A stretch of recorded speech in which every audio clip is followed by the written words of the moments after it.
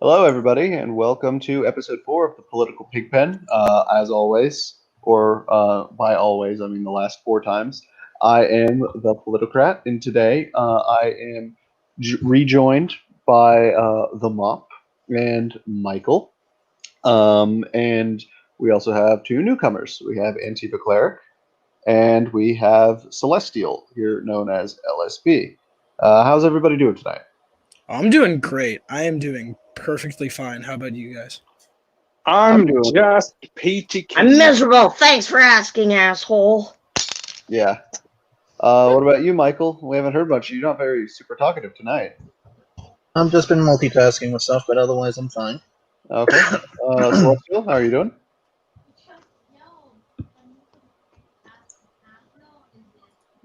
Celestial? I'm peachy keen. I'm just A-OK. Fine and dandy. And Antifa Cleric. I told y'all I was fucking miserable.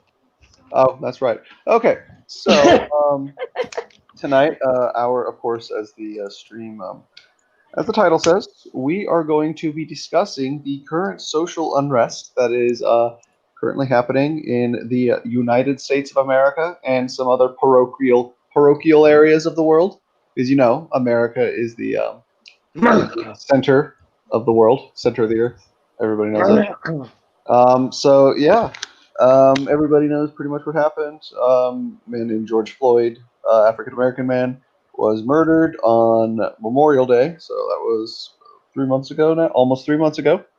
And ever since then, there has been a wave of protests that have been going on all over the country and even in other parts of the world. And on top of that, some of them erupted into more than protests, not so peaceful protests, aka riots. We've seen massive property damage. We've seen, I think it's up to 42 deaths. Michael would probably know the statistics better than I, but I think we're up to 42 deaths now. It's exceeded the severity of Wait, the LA may I riot. ask what the specifics of those deaths are? Well, we're not getting into that yet. I'm giving context right now. Oh, okay. Yeah, we can debate these issues later. Okay, so deaths, billions. I think it's close to billions of dollars in damage at this point. Again, I could be wrong with the numbers, but again, Michael's kind of our. Wait, no, I don't think Michael can be a fact checker because he's on his phone. But either way, we have been. This country's pretty much been going to shit. It's like LA riots times 10, but like in every other country, and then you also have it's become very politicized. And at first, with the George Floyd murder, we actually saw pretty much the left and the right come together, and they looked at it, and everyone was like, "Yeah, well, that's egregious. Like, regardless of whether it's murder or manslaughter, whatever. I mean, it's still egregious either way, no matter what." I But did not agree that the right said that was egregious. no, but I'm saying after it happened. Initially, after it happened, I did not see a single person defend the cop, except for this one person who said the entire thing was a conspiracy theory. That's the only time I saw people at first. But yeah, no, I I saw think plenty of people well, like that is that. close. Well, either way, I do think that we can agree that may have actually been the closest thing the country has ever come to being unified on an issue in the last 4 to 12 years. So Now, are we just talking strictly about George Floyd or something no, after? no. We're talking about the protests and the riots just in general, and we've also seen.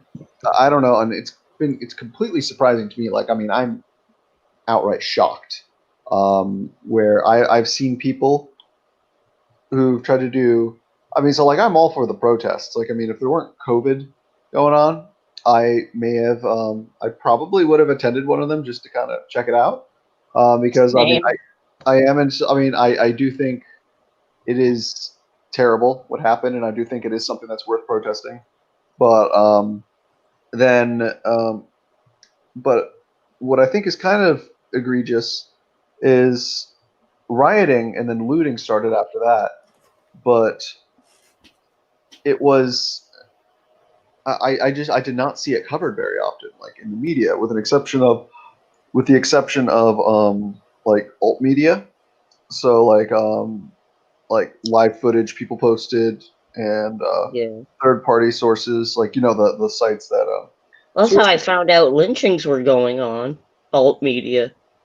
yeah, there was like I heard something. I don't think they proved it was a lynching, but it's possible it No, a was. dude got Something in literally California. hung, but in a tree, and the cops wrote it off as a You're talking suicide. about the one in LA?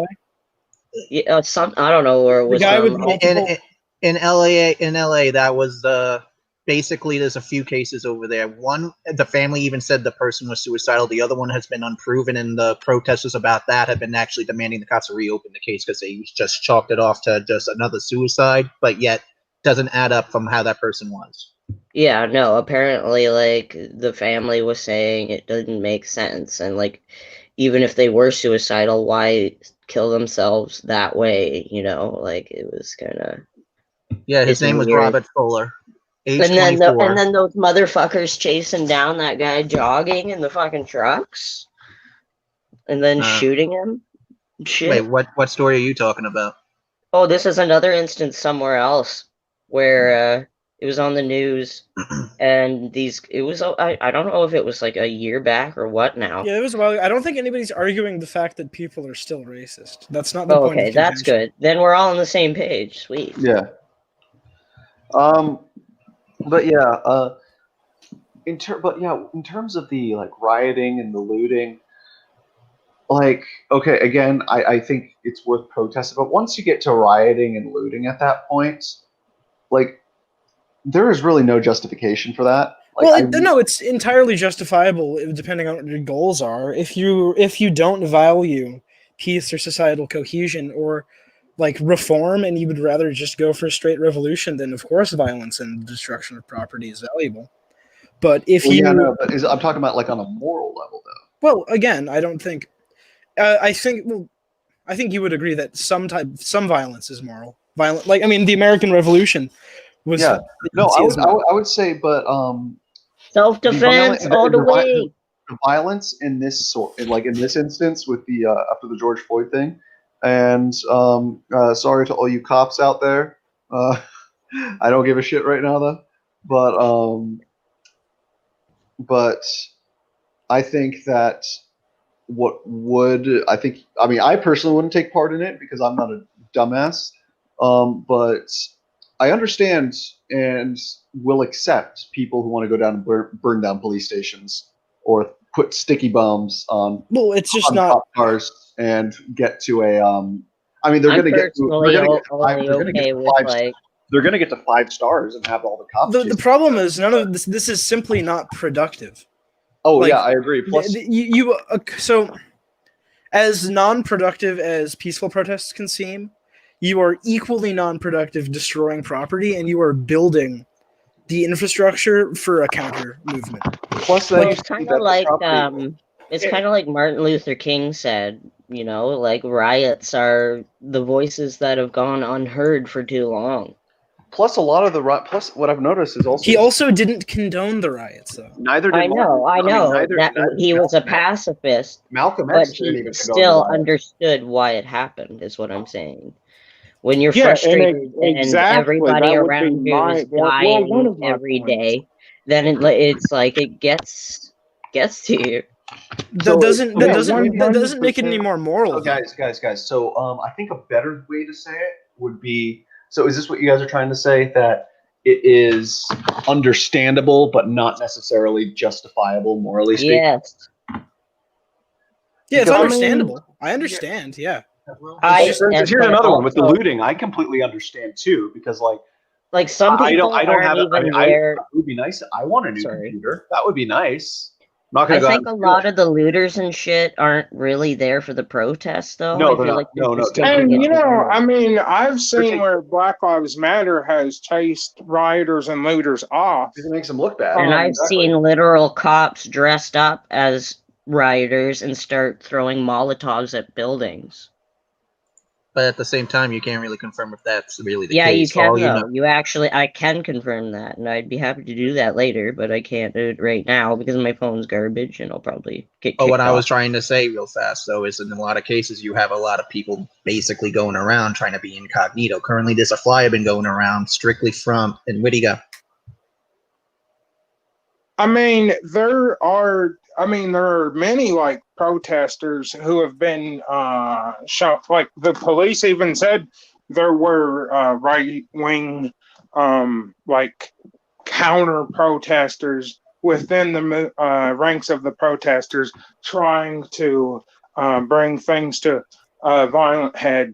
Yeah, but this Also- this violence happens naturally a lot. But- I've been to multiple protests. I've seen Well, I it mean, happen. look at the riots over Super Bowl games, right? It's Yeah. just Well, some hang people on are a second. just Can I finish my point? Because you vanished before, so I didn't want to just sit there and continue. It's okay. No, go ahead. Sorry. As what I was trying to say before, though, is you can't really be sure 100% if any of these people are actually just the cops or more. You have a lot of people currently going incognito, up to the point where we actually have an Antifa flag going around discussing it on the election day. Antifa supposed to be dressing up like MAGA fans, and that just to start a fight. So in that situation, weird and unproductive. it is weird, and I can definitely get the source real fast if you want, since I have everything copy pasted. That's fine. I'm not denying it. I'm just saying some people who claim to be Antifa do weird shit. Look, I was at one of these protests, and they almost tore down a taco shop because there was somebody in there with a red hat.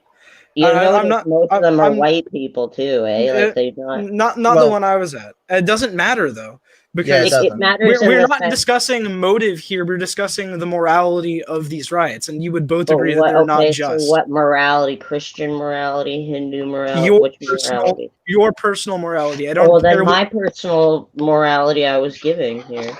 Yeah, I don't know. Okay, so will you condone or not condone the riots?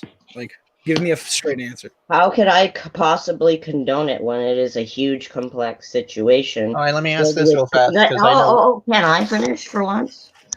When it's a huge, complex situation with all kinds of people, not just protesters and cops, there's other civilians, apolitical people that take advantage of these kind of situations and loot, because a lot of people suffer in financial areas. Like, I can't just automatically be like, you're all going to hell, you all should die. No, but do you condone the actions of the looters or not? Do you depends what looters we're talking about. Like looting and rioting, that activity. Violating people's rights. No, violating an ANCOM. Hang on. Be okay. Can I point something out? Sure. So it seems to be, to me, that only it is rioting when it is black people. It's only rioting looting. It's only when anybody is. But it's not. But it's not. I misspoke. I'm sorry. I said of them are like white, middle-class white people. I used the wrong word. It's only looting when it is black people. There are more white people looting when it is white people. It is scavenging for survival, or it is what demographic? You didn't even say that at all. Looting. So it's mostly white. I condemn both. It's mostly actions. I condemn all looting. I condemn all looting. I don't. If you're taking people's property just because you're in, like, a hurricane's coming or there's violence happening around you, it depends on the property. Like, if it's personal property of other people, hell yeah, don't fucking touch that shit. Like mom and pop stores and like literally people's houses and shit. But if there's like a big corrupt industry and nobody gets hurt and you fuck it up a little bit, I don't really see the problem. What about the people working there? That's the thing. That's what I just said, and nobody gets hurt. You have to make sure that. No, absolutely. The people that about the minimum wage employees at McDonald's aren't hurting the not have a job as a result when they do that type of thing, because like me taking from a shop doesn't hurt the employee of the shop, because the company will write that off as a tax write-off even. So that doesn't. They do it preemptively every year, actually. It's going to be stolen from them. Now, I have a question real fast, since you guys were talking about complexities and all that. And this particular recent riot that just passed, actually had a very simple thing, and the left was lying about it left and right. So my question is, what about Kenosha? What is your take on that? Kenosha? Yes, with Jacob Blake. The two people were attacking him, and I he ended up defending himself. I might have missed this news. All right, I'll clarify real fast. I know about Kenosha. Let me tell you about Kenosha. Oh no, right. I want Kenosha Michael. No, I want Michael. Michael offered first. Okay. Well, here's what I want. I'll hear his take first, and then I'm going to end up adding in the corrections because I dug into that since day one. So, by all means, Celestial, let me hear you. Kenosha was an incident where a 17-year-old. No. Jacob Blake. Jacob Blake. Not Kyle Rittenhouse. Jacob Blake. I'm talking about strictly what started the riots. Oh, Jacob Blake. Mm-hmm. I don't remember which one that one was. It's what started the About riot 7 times. But I'm not going to tell you why. I want to hear what you know about it. Let's see how much you know. Come on. No, I just said I don't remember which one that was. Okay, how about you, Cleric? Do you know anything about it, or should I just go into detail now? 1 second. I don't think I do, but my nephew's talking to me, so I'll just continue here. Okay. Well, let me know when you guys are ready. Just get into it. They don't know. I don't know either. All right. The whole riots in Kenosha started because originally the claim was by the left media, as well as just the leftists in between Antifa and BLM, was that a black man named Jacob Blake was trying to stop a fight between 2 women, and the cops got involved to the point where they basically tried to pull him off from her. So long story short, the cops apparently were there first. He tried to break it up, and supposedly, while he was trying to go in his car to leave, they supposedly shot him while he did nothing wrong, supposedly, 7 times in the back. Now, there's a video of this, 2 different videos. Now, this went on for the first day and a half. Everyone was claiming that he was wrongly shot. He was just being a peacekeeper, nothing else. Then the dispatch radio got put out. I put that in the chat too, by the way. It's the jsonline.com story where it talks about the actual dispatch radio. No one decided to discuss that he was basically a sexual offender. Oh, God. He has a sexual assault on his warrant for his arrest. Ew. He has domestic assault listed on there. He raped a teen. Oh. And now here's the thing. He was trespassing on that property and actually harassing the actual female victim. That BLM claim doesn't matter. And I've actually had debates for days to weeks about this because a lot of people have been saying she doesn't matter, he matters because he got shot. What doesn't matter? The female victim that called the cops on Jacob Blake, the man who got shot 7 times in the back. You're saying the entire Black Lives Movement? No, I'm talking about the ones I ran into. I was being specific when I was saying how I've been debating that. A couple of dickheads. Okay. But now here's the thing, though.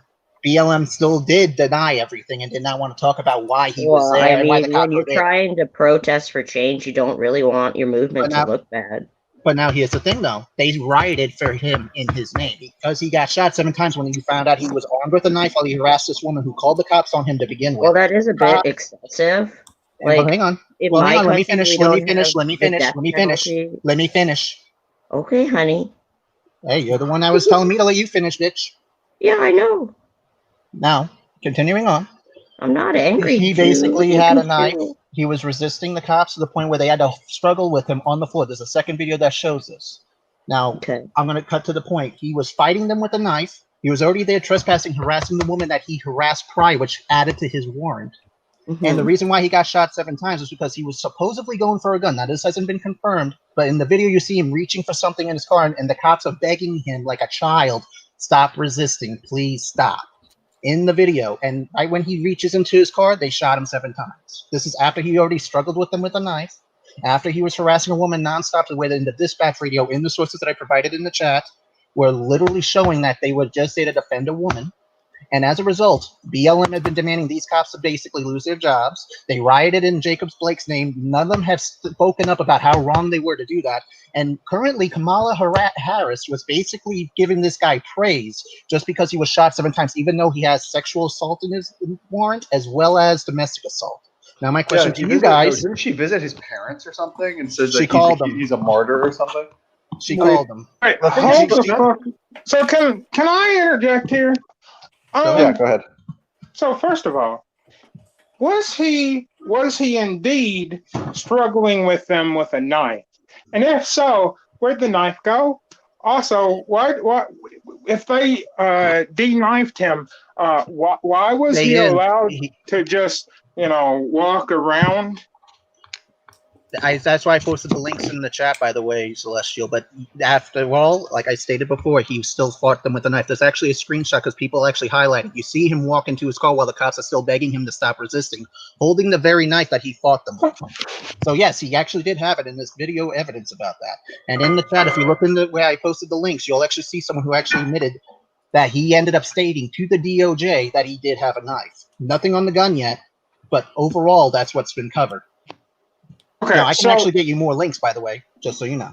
So let's say even if he did have a knife, he did.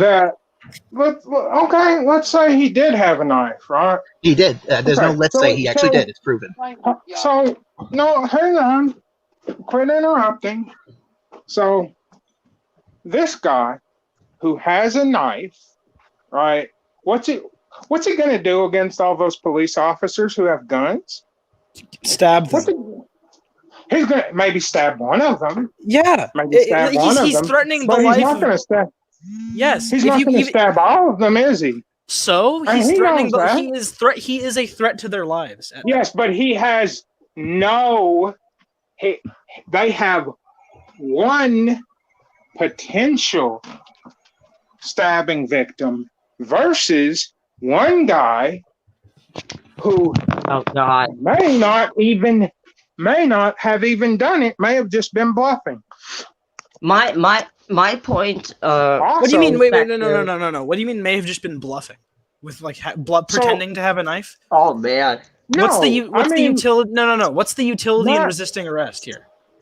Like, why would he be bluffing? In resisting arrest. Yeah. I mean, if he had put the I'm not in his head. No. I'm not in his head. I'm not in his situation. I'm not in his position. I don't know. I couldn't tell you that. Jill, can I give this a whack?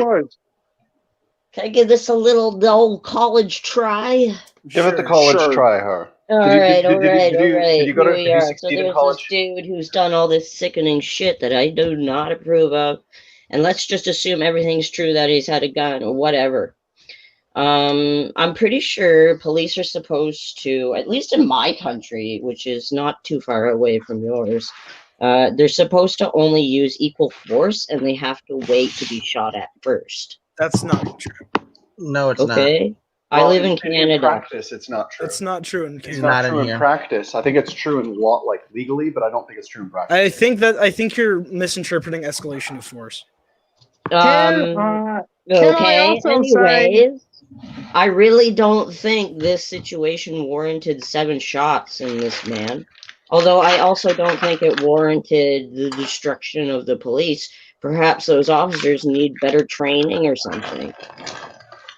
Well, here's the thing. I will agree. Maybe 7 shots was a little too much. If it was one shot just to disarm him and like get him down to arrest him so he could be in prison, as opposed to just killing him dead. Well, he's not dead. He's not dead. He survived. The cops dead after 7 shots? Yes, the cops actually stayed there and brought him back to life. Well, that's good. Doing their part then. That the one police officer clearly was behind the dude. There are plenty of techniques to, if you are behind somebody, disarm them to prevent them from being able to stab you, from etc. Yeah, what Antifa Cleric just said is true. Maybe they needed better training. Maybe. Especially sensitivity training. Holy fuck. Or maybe instead of, just better training, there should be things like social workers and and I'd like police to be more localized. Yeah, that social worker really would have helped that guy with a knife not stab people. Actually, it could have mental health. Yeah, but this wasn't a mental health. How is someone in distress waving a knife around not a mental health possible issue? Well, here's the thing. Like I said, he was not there just waving a knife. He was there harassing a woman who was one of his previous victims. It just sounds like you want it to be justified. Guys, one at a time. Dead, dude. One at a time. Oh wait, I mean shot. Okay, so no, I'm not talking about him being shot. I'm talking about how. So I get to finish how you my feel thought, right? justified he was shot 7 times. Guys, let Celestial finish his point. So sorry, Celeste. Don't they say that an ounce of prevention is better than a pound of cure? I've never heard that before. So maybe instead of having situations like Jacob Blake, instead you could potentially, before cops get involved, before cops intervene. So cute.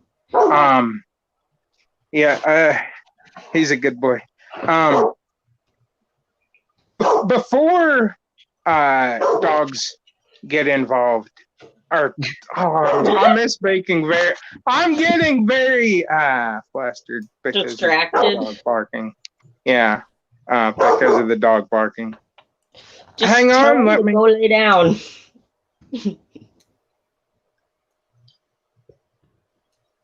Say, you little bastard, go lay down. No treats for you. Hey, there we go. There we go. He's outside now. Okay. So before the cops got involved, maybe there should have been things that stopped that from even becoming a situation in the first place.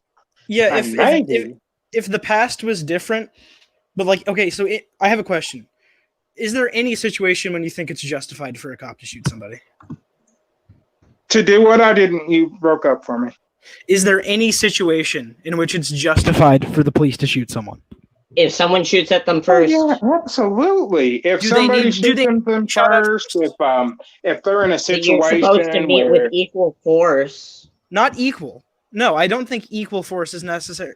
No, because you want some kind of fascist Nazi police that just kill people. No, I think if someone says, I know, Mop. I don't think that's a fair characterization. No, think about. Okay, I'll lay think off, about, guys. Think still, about this. Think about this logically for a minute.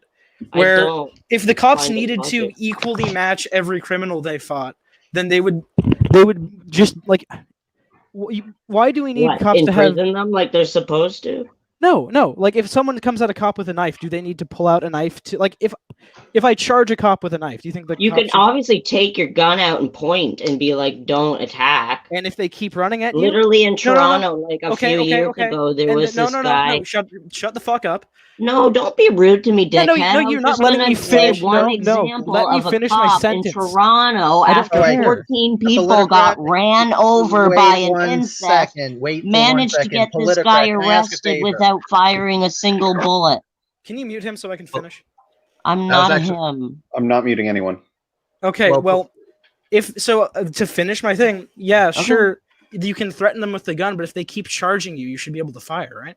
Yeah, that's why they're trained to do armed combat as well. Yes, cops are trained in unarmed combat. But if someone is threatening your life and they continue... You should shoot them 7 times. Well, I think that if they continue... Especially if you have a cop badge.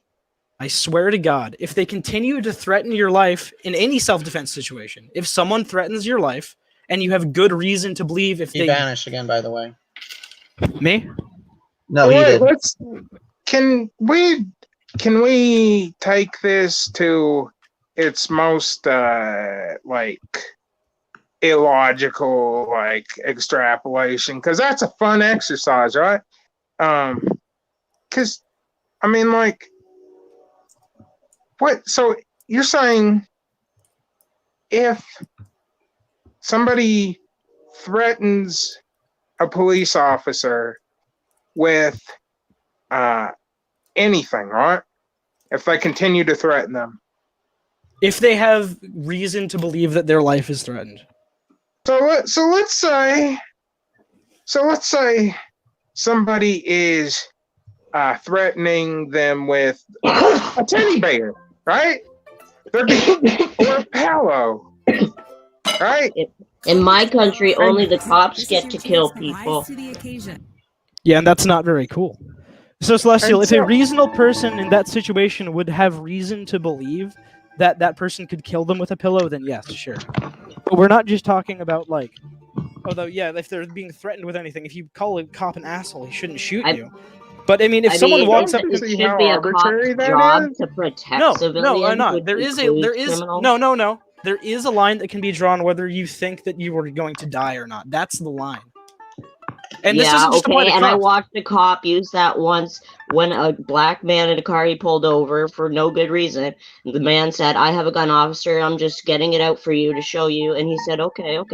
So he opened his glove box and he took it really dainty, like he couldn't possibly use it. And then the cop just started firing. Yeah, that's wrong too. And this doesn't just apply to the police. Going around saying we only kill black people to other people that are scared. Yeah, that's wrong. And there's definitely that's what a corrupt we're talking aspect. about. That's fucked up.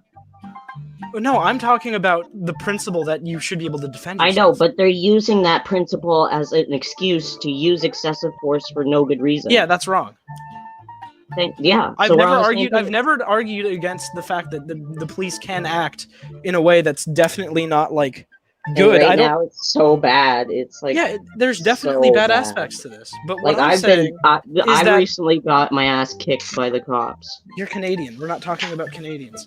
You think police brutality doesn't happen up here and Black Lives Matter? I don't know what happens in Canada. I don't know what happens in Canada because I'm not making any claims about it. Well, good. Then I'm educating you in this instance.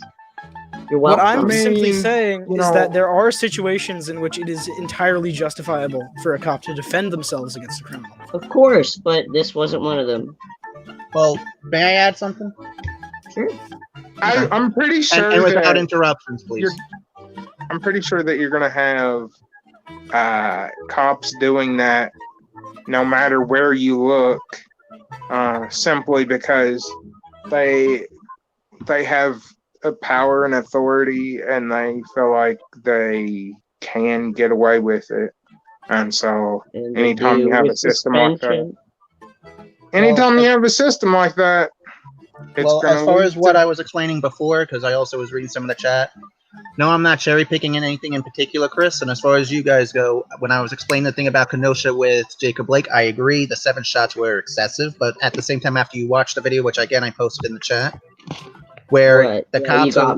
So what if another civilian did that to him? Let me finish, please. Okay, finish. I'm sorry, I just have questions. Well, when I finish, then ask him when he's done. Okay, I'm just excited! Moving on. As far as that goes, that you literally see in the same video that I posted in the chat, all you have to do is open up the link. Do you want me to? The cops got to the point where they actually are pulling on the... Do you think I should play it? Because I can do that. Yeah, play it. Okay. You can play it because I can. Let me turn the music off. I don't mind. I was wondering what that fucking noise was. It's the Tetris song, but it's the original version. Oh, nice. Okay. Where's the link? Where'd you post it? I posted it on a private chat. That's a Twitter, mobile. Yes, it's a Twitter one. Oh, did you post the YouTube video? It's a video that's hooked up to a Twitter account. Oh, it's from Dave in World 2. Okay, Jack Pacer is just a tweet that actually confirmed that Jacob Blake was armed with a knife when he was harassing the woman that he was actually trespassing and stealing the keys from, and giving the cops the hard time. But in the next link below that, you actually see the video where they're actually trying to stop him. In the video, you also see them pulling on the back of his shirt and everything else, begging him to stop resisting. This is after he just fought them with a knife, after they fought with him on the ground, after he struggled with them left and right, all while he was still harassing the woman that he already previously Why did they have such a hard time putting handcuffs on the bro? Because, again, they were trying to make it as peaceful as possible. You literally see them begging him to actually stop. 7 times? Watch the video. Jesus Christ. It would have been more peaceful to literally watch the video. I'm about to. I don't have much of a choice. All right, guys, be quiet. Yes, sir. Good. I like the respect. Now, this is after they struggled on the floor with him.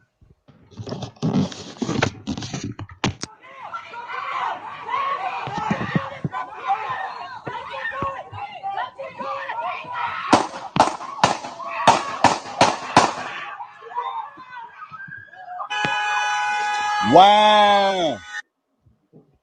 I don't know. Well, it didn't show what he was doing before that.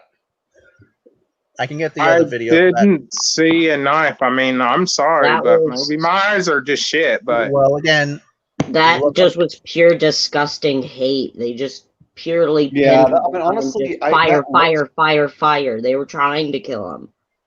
Yeah, that looks. I mean, that did look a little. That does look bad, but now it does look pretty bad. In the second tweet, I mean, I don't really care if the asshole was a schizo waving a knife around, being a dickhead. I mean, it's like that was just murder I witnessed. Yeah, it's like the thing with George Floyd. Like I've heard some people say, "Oh, but he was on drugs." It's like, well, it doesn't matter. He was still a person who got murdered. Like he got killed. Now in the next, or the other guy who fell asleep in the Wendy's parking lot because he was drunk or whatever. In his car, and then the cops killed him too. Like what the fuck? No. That Wendy's parking lot was a result of him actually stealing their taser, resisting arrest, and running away. I know all about it. And he tried to shoot him with it, but that's the thing. Deserves a shot in the back. But they didn't shoot him in the back. This is after he aimed the taser at him and got ready to shoot them. He didn't aim the taser. He shot it into the air. I actually watched that video.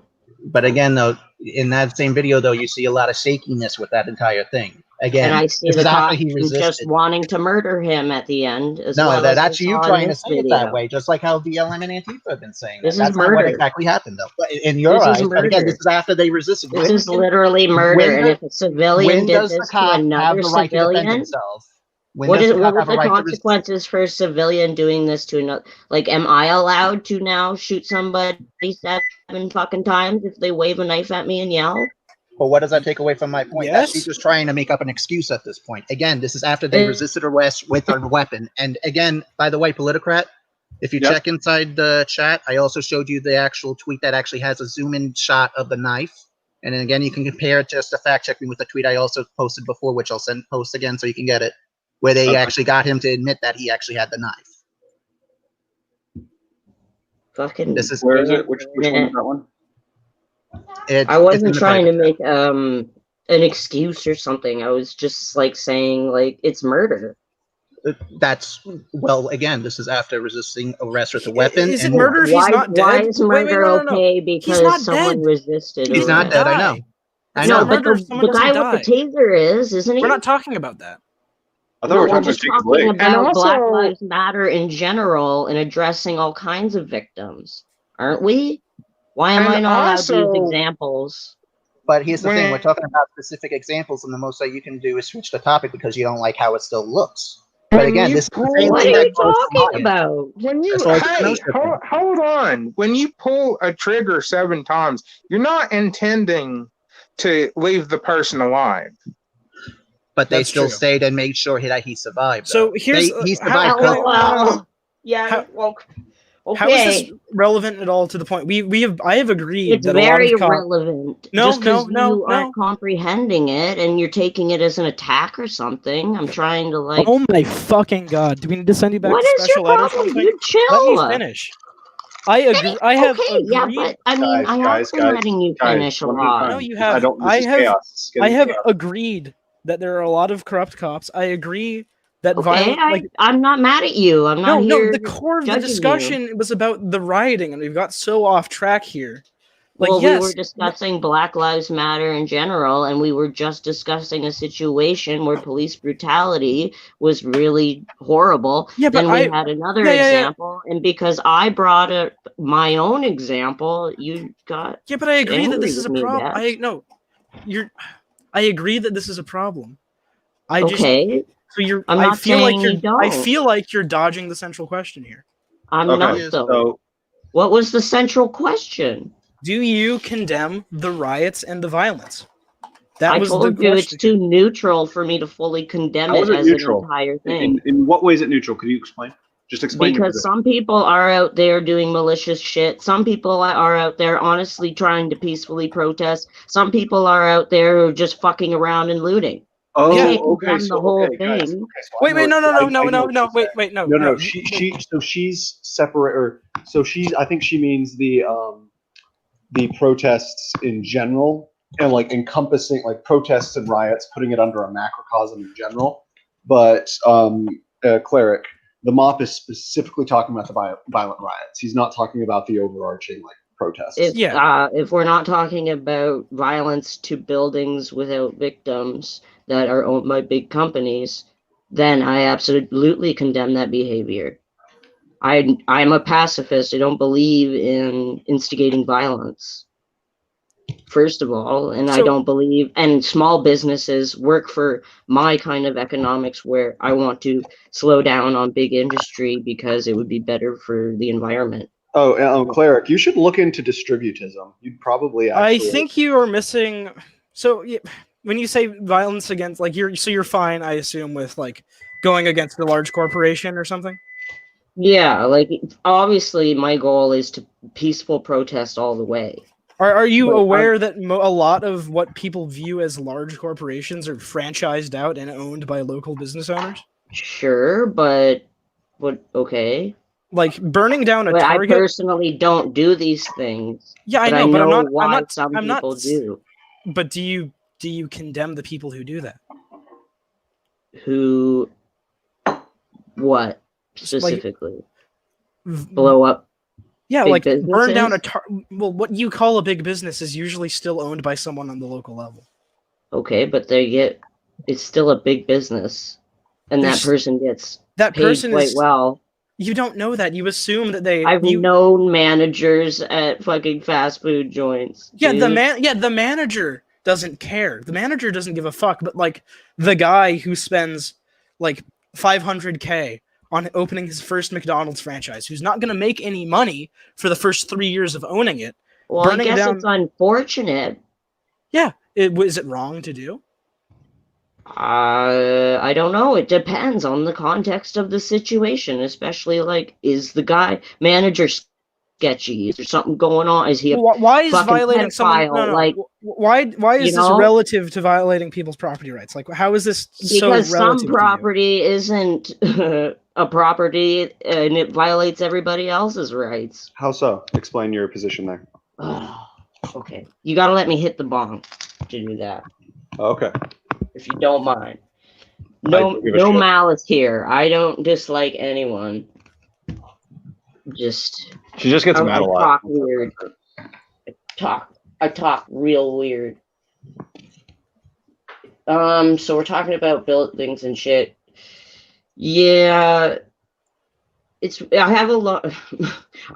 Just so you know, like I'm generally an ANCOM, but I also go by my specific economics and everything is libertarian socialism. And it has a lot of elements in it. Like there's a bit of Marx, there's a bit of syndicalism, there's a bit of utopianism. Like there's all kinds of stuff because I guess the theory itself, it just likes to look at everything as opposed to just looking at it from a black and white perspective and how to deal with that instantly. I'm more like a slow change think about it. So like in a case where say there was this fucking shop or something, but in the back the dude literally had kidnapped girls, I would not care if someone destroyed that building. But if it was just an average Joe, you know, like you were saying, who was just trying to get his big McDonald's business going because he's excited and wants to get in on the capitalism that we live in, then that is pretty shitty. Right, like if you're in a riot, you obviously don't have the context for this. You don't know, like 9 times out of 10, these rioters don't know the owners of the buildings. No. I know what you're saying. Most rioters are just running around blind. And right, like yes, sure, there are definitely situations, and I'm sorry for interrupting you, but there are situations, sure, where you could say yes, this person's property rights are forfeit. We say that every time we put someone into prison. But yeah, well, pretty much. Right? But I'm also anti-prison. I'm more like rehabilitation. Except for like the most severe, generally I'd be there too. But what I'm saying is, we can get rid of the death penalty then. That like we have already constructs within society for like how we determine like justice, right? And now, unless you want to, it might need a little bit of tweaking and updating. Sure, it needs work, but going out and destroying buildings randomly because you're upset with the system is not a good way to reform the system. Hey guys, and it's not a good way when a child has a tantrum over witnessing something traumatic, but it just simply happens. Sure, we have another person joining the chat, guys. Hold on. LSB, are you having issues like me? So I've been trying to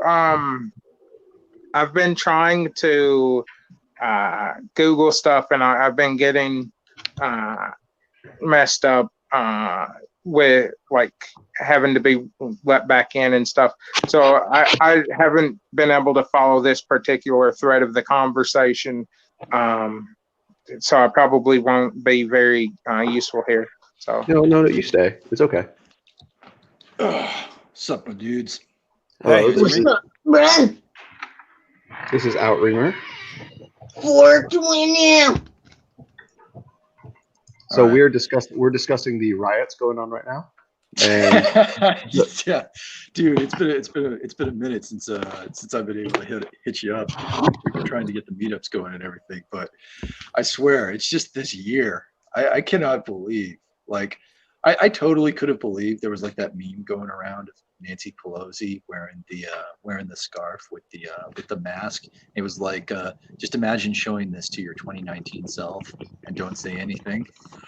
No, I think basically Billy Joel should rewrite "We didn't start the fire, but just 2020."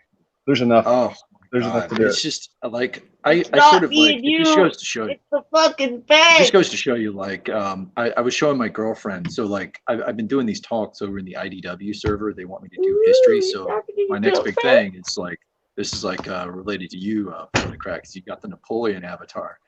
So yes. my next talk is going to be on the period between Westphalia to Ukraine. So I had to do this research on the French Revolution. I'm showing my girlfriend these clips from the French Revolution where Robespierre is talking about the time has now come to implement sacred equality, and we will put into effect the revolution that will take down all forms of hierarchical structures. Well, no, but basically, what's strange is like how during the French Revolution, the Jacobins and the revolutionaries completely flipped their views. Like at first, they were basically ANCAPs without the NAP, but then they basically turned into like hyper egalitarians after that. Well, I mean that's the whole point. Is and they used it, and they really only used it as a pretense to. Well, they were liberals, right? Yeah, no, they started. They started as liberals on the surface. No, well, a lot of them were like. No, the thing is, a lot of them were liberals, but then after that, so I know Thomas Paine and all the rest of it, but are we really going to try and make what I'm saying was a lot of them were liberals, a lot of them were proto-socialists, and they teamed up. And the proto-socialists were like the farthest of the left, and the normal liberals were just seen as like hard left in the context of France back then. But then after that, after the nobility was gone, the proto-socialists were like, okay, who do we kill next? Okay, yeah, let's kill the liberals, and the reign of terror begins. Well, I mean, isn't that the story of how communism works? Marx himself wrote about this. Like this would be that the French Revolution would be the model by which true proletariat revolution would take place. No, because the thing is, every Outremer very well. I'm sorry, I apologize. Explain, Celestial. But yeah, socialism is an extension of liberalism, as far as I understand it. It wants to achieve on the promises of the Enlightenment and of liberalism itself. You could even argue that fascism, in a lot of ways, was the same, but just like a very twisted version of Enlightenment philosophy. No, it's like you guys know who Charlemagne is, right? He did that really great series. He did that really great series on the genealogy of liberalism. I'm talking about the YouTuber, not the king. The king. No, okay. Do you know what makes me mad? Every time I Google, I was doing research for my book, and I decided to research the Franks because they were like the very first. They were like the progenitors of our civilization, like from a cultural perspective. And so I Googled Charlemagne, and then like that one radio host pops up, and there's like nothing on. Like that's like the. You're talking about. Yeah, exactly. I mean, the guy. I'm not talking about the radio. I'm not talking about the radio. Yeah, no, I know exactly. Yeah, I know you're talking about like the YouTuber, but no, I was just thinking it was funny because like the guy, I think that was the guy who Biden said, "If you don't vote for me, you ain't black." Yeah, exactly. All I know is rap music. I'm useless. Yeah, it's this. I mean, it's just 89 days of riots out in Portland. It's amazing that this has been allowed to go on. Portland is like Riotopia. I don't even like. What is there left to burn? Themselves, each other. You'd be surprised. Yeah, exactly. They're like throwing Molotov cocktails and lighting each other on fire now. Yeah, but it's also like quarantined to like 5 blocks or something. It's not as widespread throughout the city as I don't know. Is it okay? So is it like this thing where it's like, you know, the Portland mayor gives them their little area where they just get to go loot and burn shit? I mean, it's I don't know why, but like when I was in Portland, it was definitely centered. I feel like I think it was East Portland. I think no West Portland. Oh wait, so you've actually been on the ground there? Yeah, last week. Yeah. All right, so that tells me that this is basically a controlled riot. That's interesting. I don't know. I don't think so. It could be. I don't think so. I mean, this was the whole argument that Razorfist was making. If you guys know who Rageaholic is, Razorfist, he made the argument. No, I'm very left. The reason Razorfist made the argument. Yeah, I know who Razorfist is. He's a coward. Oh well, all right. So that's not my point. But he had one of the better takes on recent events. He was making the argument that I don't know the name of, I don't know what her name is, but the mayor out there, the mayor was basically trying to get this whole thing set up to basically bait a federal response, so that then the media could come out and say, and I mean, it is more or less confirmed that is what the plan was. Mm-hmm. And so like all of these guys in the dissident right were going, oh, look at this, it's a narco-tyranny. And to a certain extent it is, but it's not a narco-tyranny because I'm confused. I like you already, Outremer. I love you already. I knew you guys. He's educated on this. I like it. So okay, like, but wait. All these guys were saying it's a narco-tyranny. This is the dawn of the Jacobin dictatorship. Look at Trump; he's not doing anything. But I mean, fundamentally, the problem is that it's an election year, and Trump's in a catch-22. If he goes in, Trump is. I think honestly, at this point, I think the Trump supporters, they're actually. I've started to realize. I think they're really actually just a loud minority, because from what I've noticed. Yeah, most of the country actually does not like Trump very much, or are indifferent. Yeah. Oh yeah, that's the thing. But he's still gonna win because everything's still fucking rigged. Like they never fixed the rigged voting machines or nothing. I think it's split 50-50. I mean that is true. That's that's. And he's been trying to get people to double vote. No, that's absolutely true. So So like the whole thing with the whole thing is I personally think that he's going to blow it out of I think it's going to be a landslide for Trump. I think Biden. Yeah. Otherwise, no, I don't even think it's going to need. Oh no, he's 7 points up nationally, dude. Hey, Politicrat, do you know who Victor Davis Hanson is? Yeah, I know. I just got. He gave a really interesting speech at Hillsdale College, and he's talking. But he's actually a pretty good historian. When we're looking at an aggregate of the polls, Biden is essentially leading. He brought up. Have they changed the polls? All this sort of stuff. 2016. But I suspect that the reason they're pushing so hard, he brought up the point that the reason they're going to push so hard for mail-in order ballots is because I think the Dems know that they're going to lose 25% of the black vote. And that's basic. Like now, I don't know if that will translate as 25% of the black vote or even 20% of the black vote going to Trump. But I suspect that the Dems know that if they're looking at a demographic loss of that big in 2020. Yeah, what they're trying to do is get that to happen through the use of Kanye as a spoiler effect. I don't know that that's actually going to. But it's also it's not just going to pan out because but I mean, so this is the thing. This is the thing. So like the play is, do inner city minority communities appreciate having? Basically, the play is going to be racist cops versus your neighborhood's burned down by rioters. And then Kamala is the result of a Hegelian dialectic between the two. Yeah, exactly. It's fucking, dude, I called that. You remember, I told you straight up 2 years ago, she was going to be the nominee. Nobody believed me when I said that in the party, even after she got knocked out by Tulsi. Yang should have stayed in the race for 2 months. He'd be leading. No, he wouldn't. I mean, Yang was never going to be allowed. No, they would screw him. He would. No. I know. But like, fuck, man. His talk about UBI, no one fucking cared until no one had jobs. If he had stayed in the fucking race, Jesus Christ. No, the reason the Democrats. The reason. Okay, guys, here it is with Yang. So the Democrats do not like the idea of UBI. They like the welfare system as it currently is structured because they know that the way it is systematically structured at the moment is going to build a dependency.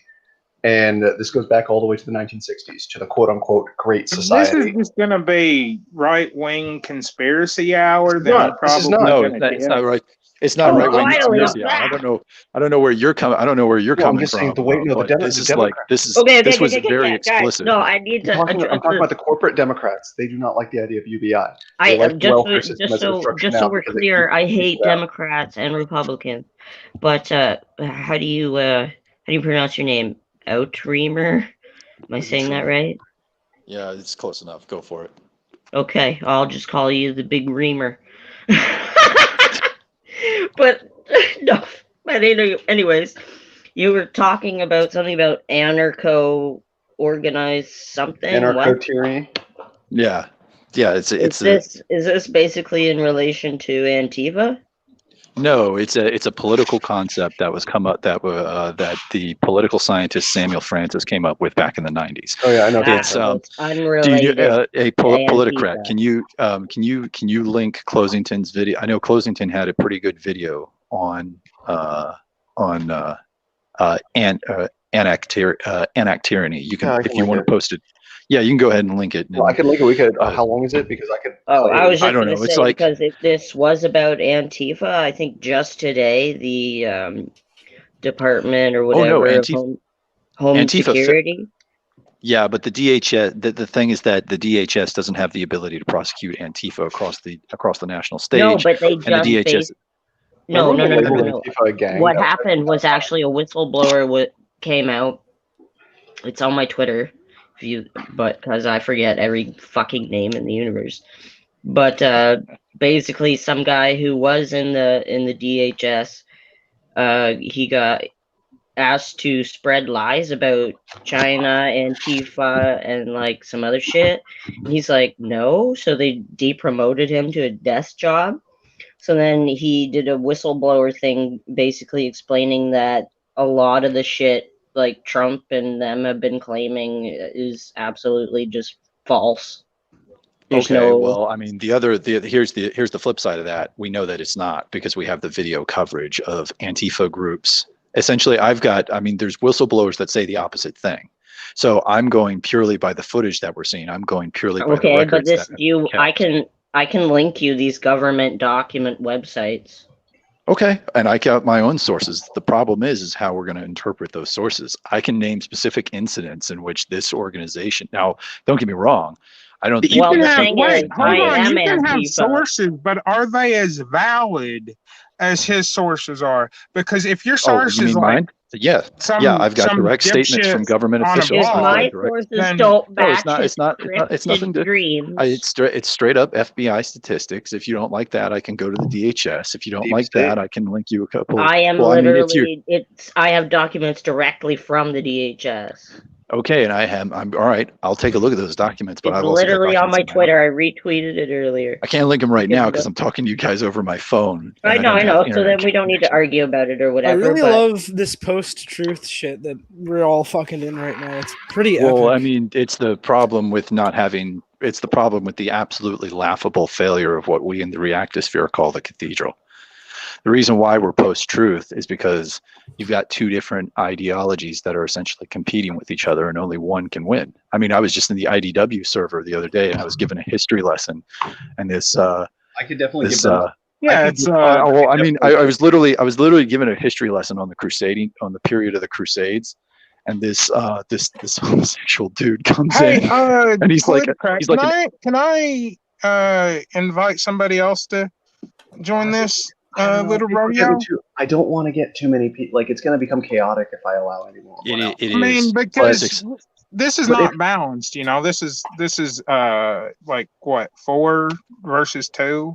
No, I'm not. No, it's at least 3 versus 2. Have you noticed that it's I'm not balanced any way you slice it? And I've been quiet since most of you guys keep talking over me, so I just let you guys talk now. Quit bitching. Come on, we're not here to bitch like babies. Let's be adults. Yeah, like just because you got your ass handed to you doesn't mean it's more so that I'm not going to sit there and keep on talking over everyone when this is supposed to be an actual discussion. Now, if you don't actually want to right now, speaking of which, I mean, if we're are we going for like a debate hour? Anyways, or is this blood I just sports, wanted or are we to doing say, just like, I am Antifa. We're doing whatever. So if you have any questions regarding Antifa, I've been Antifa for quite some time. Well, then, I literally mean, have been in operations and have been investigated by contracted fucking military workers to see if I was a terrorist. Well, all I'm saying is that I'm just gonna say who's the one who says that he's Antifa? Oh, Antifa cleric. Okay, very well. I can't even really read these names. All right. All right. Well, let's just say you and I are probably going to disagree on the political persuasions. And probably. I mean, but if you and I go, you understand that whether we agree or disagree, I'm willing to make small changes, and I'm more than happy to keep you in a society and totally cared for. Why is that funny? My friend, you might want to have a conversation with your comrades about that. Yeah, I realize some of them are a little bit wild, but dude, that's the thing. We're not an organization or a hive mind. Let me put this one at a time. Let me put it like this. We are not a hive mind, and you know that. And I'm also aware of problematic people within my label. We're not. They're not. They are not from China. I'm sorry. Yeah, I know. They're being funded by corporations to carry out the will of what we call the cathedral. I know. Yeah, modern Antifa is a puppet organization. It's not a serious. But I mean, I never get any memos. Who's my boss? I know. It's mostly. Well, I mean, technically, your boss is probably the Anti-Defamation League, but we're not going to go down that rabbit hole. You're fucking so disillusioned, dude, about Antifa. It's an ideology. It's the same as you saying you're a Republican. I know. And who do you think is organizing you people? Nobody. Okay. So now we're going to pretend that it's a spontaneous organization. Who do you think is politically backing you? Let me give you a little. Okay, so Antifa cleric. Antifa cleric. Vanished again. Let me lay this out for you. So you've been investigated, and I mean, I'm just going to come out and say it. Under the counterterrorism laws, the NDAAs of 2013, every single person in your organization should be prosecuted. Well, because you're engaging I just was talking about earlier about the DHS, but apparently you don't care about that. I know. All being lies I do. No, I support divert attention away from white supremacy. No. It's not that I don't care. It's not that I don't care. Organization becomes a terrorist organization, all based off of the fact that some people within said ideology have done some things that aren't. Yes, Al Qaeda became a terrorist organization because they blew up the World Trade Centers. Yes. You realize like Hitler was the most right wing of all. Al Qaeda is an organization because they are organized into an organization. Literally, and have orders. And you don't think that Antifa has a specific organization? Yes, you are correct. You don't think that Black Bloc is a specific organization? I mean, we know how Black Bloc is literally just people wearing black. No, Black Bloc is a tactic. It's not an It's literally organization. so It's a you task. don't get facially are we just recognized gonna? and you are together as one group like Hey, guys, police And are you, in what are I you don't doing when you even come? agree with Okay, Black so Bloc. I've And stood I know 12 that it's not feet an away from members of organization. Antifa. guys. All right, so I'm gonna try and lay out my Political personal Pigpen. experience with Antifa. No, guys. Okay, well, Real some quick. people claim to Guys, be hey, Hara, Antifa, but that Hara. doesn't mean they adhere to Well, I don't know. anti-fascism. Guys, So They okay, can actually, I find All it right, fascist to Politicrat. enact violence, so I don't find them to be don't make me Antifa. yell. So, Don't make me yell. I'm trying to shut all you guys up because I wanna. Yeah, join a you're word. gonna no, have I to just you're gonna want have to to get like my work the points mute button. across. I have So short-term yeah, and Well, no, don't I make me. mean Don't you're make me. trying to make a point to me. Don't make me This go all is tanky. Don't I'm make me actually go all anfash. Don't make me. I'm I'm not really trying to fascinated. make a This is point good. to you. I'm just kind of like speaking to anyone listening. Well, I Wait, mean, you're Politicrat, Fash? you're gonna have to. Hey, I Politicrat, mean, you're at probably least gonna have to work the mute button.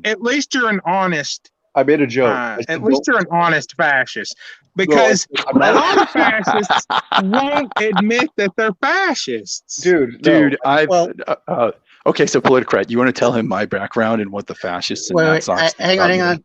Wait, I just have one thing to just say real fast. Politicrat, did you see what I just posted into the chat I'll take from it. Rose City Antifa? I don't associate with those guys, and I think the thing. they're dumb. Hang on.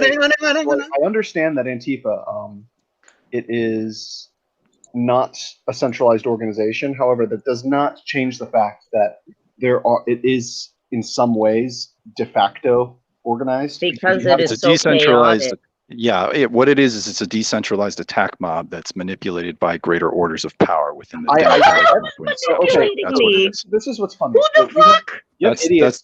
That's the way This that is it so works in funny. Europe. So guys, you have idiots. I guess you're being definitely a manipulated fascist. too I mean, for your ideology. only a Whose fascist stream is could this, say guys? some Whose stream is stupid this? shit like that. Is this What? your guys' stream? Okay, You guys invite so- me on the stream? This Did is you? some hilarious shit. You're trying to tell me that you know more don't know. about me and what yeah, I apparently. believe No, in and what I'm do. saying is I think you're lying. What I'm saying is I think Lie. you're not I've actually. never Yeah, fucking had a reason to lie. because you're apparently trying to convince me that things I'm not that your trying to organization do convince not you do. anything. Okay, You well can then what's the agree to point? disagree, dude. I'm just talking my opinions like you are.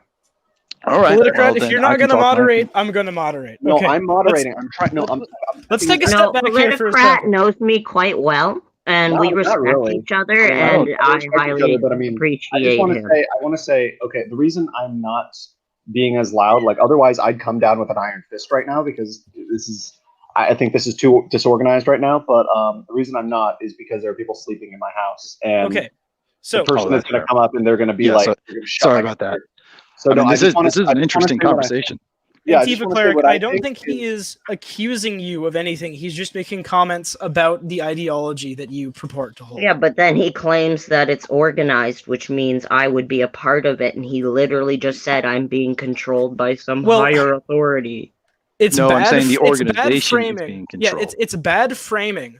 But if he were to reframe it as aspects of certain Antifa groups, right, are getting either fed ideology or fed talking points from someone who does not necessarily believe them. Would you agree to that? Agree what? Would you agree that you got disconnected? Would you agree that aspects of Antifa could be manipulated from outside forces I think that so. don't necessarily agree with them? Yeah, like all kinds of Nazis do all the time. Everybody in every group. This is what I think. I think that Antifa probably started as a sincere movement. It started during World War II against Hitler. Actually, no, it didn't. I mean, Actually, it did. You can No, go it and didn't. It started back in literally 1932. Google that. It's on Okay, Wiki. okay, yeah, I know. I can link it. You want to go? You want the article from the American Mind? I Okay, don't so the want original- like your weird Nazi, No, I mean- like unbacked sources. I like actual real sources. Okay, so like okay, so this is your sources. This is your boys. You openly your organization. I go to declares descendant- Wikipedia and then I go through all the Ready for- untouched original source links, and they. Hey guys, sorry to do this. I feel like an asshole for doing that because I like both you guys, but I kind of had something I was about to say, and I'm going to abuse this power from now on. I love this. All right, let's meet you guys. Okay. Anyway, so what I was saying was, when I said Antifa, I was referring to modern Antifa. The new, like in terms of it really started kicking off again around 2000. I mean, it's always been a thing, but it really started picking up prominence starting around 2008, and then going into because shit was getting fascist as hell. No, so basically what happened, what it is I'd say modern Antifa. I would say they're very, very volatile. Like, I think they did start as a sincere movement. I don't agree with almost anything they do, but the thing is, I think that the way that they were organized, they fight with other Antifa all the time. The thing is with Antifa, I feel like they organized in such a way. The modern iteration was just so vulnerable to being hijacked. I can give you guys. Okay, so here I'm going to use a progressive. The BoomerCons guys. The BoomerCons are complete idiots. What they talk about is, the far left. They are going to come and they are like taking over right now. And Biden is a socialist and all of this stuff. No, it's the other way around.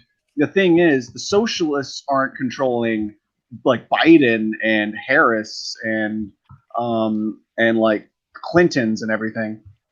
The thing is, they are using the left like as useful idiots, essentially. And they are giving them lip service every so often, or paying them lip service, making concessions. But in reality, they're just pawns. They're just pawns in order to cause division. It's essentially a false flag.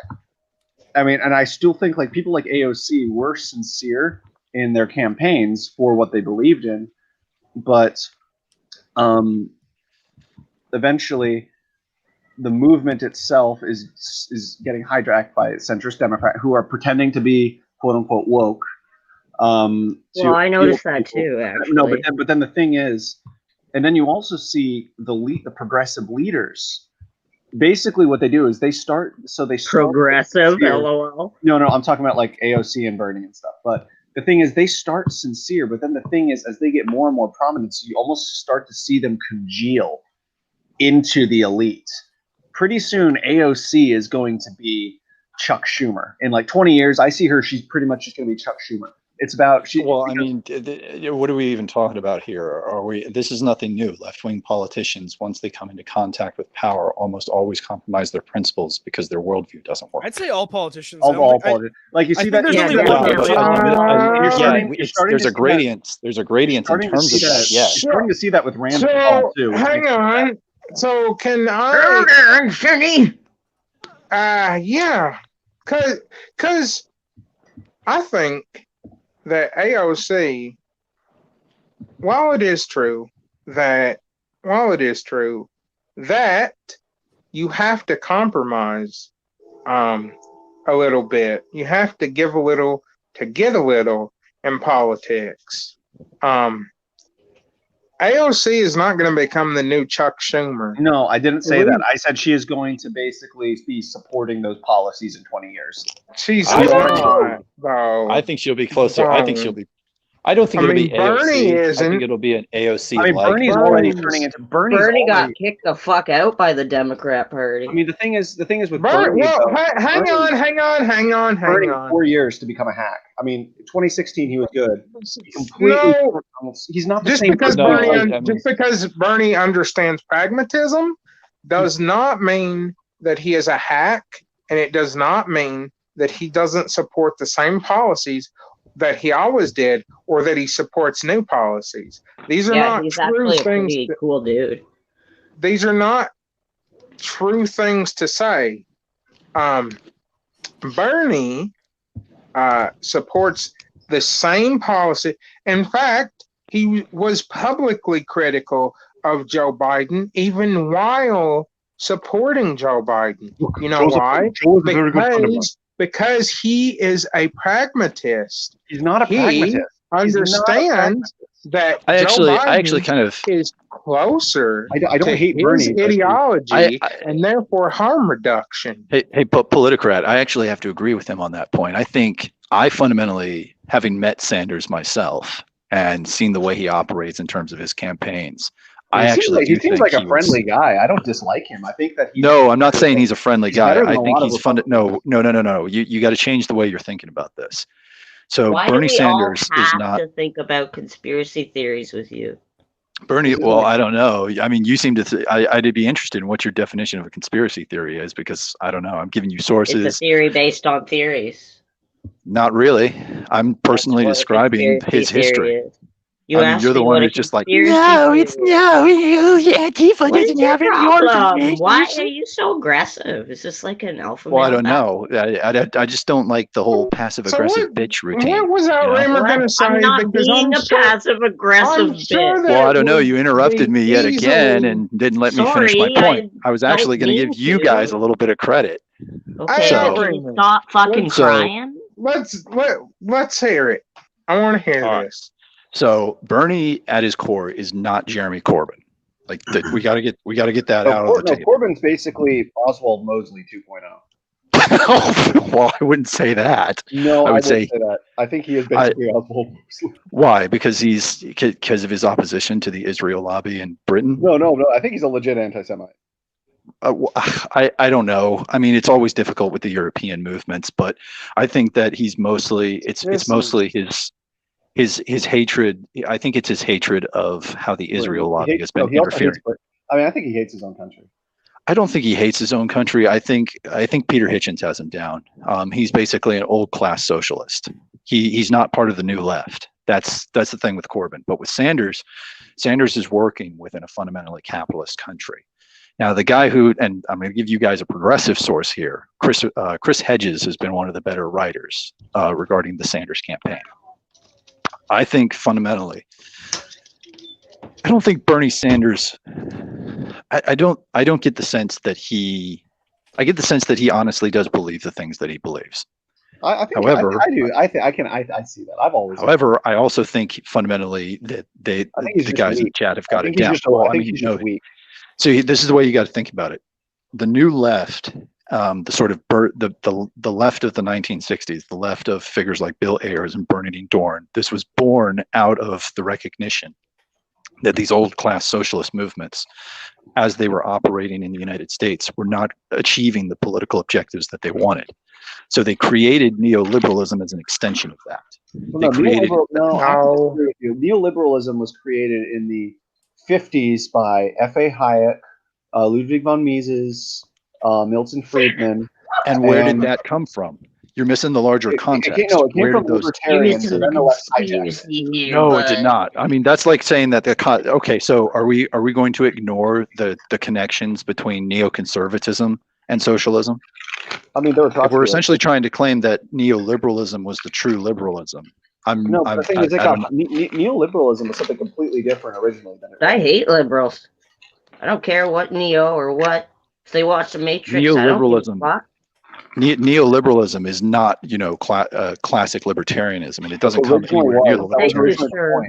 That was originally I think that Hayek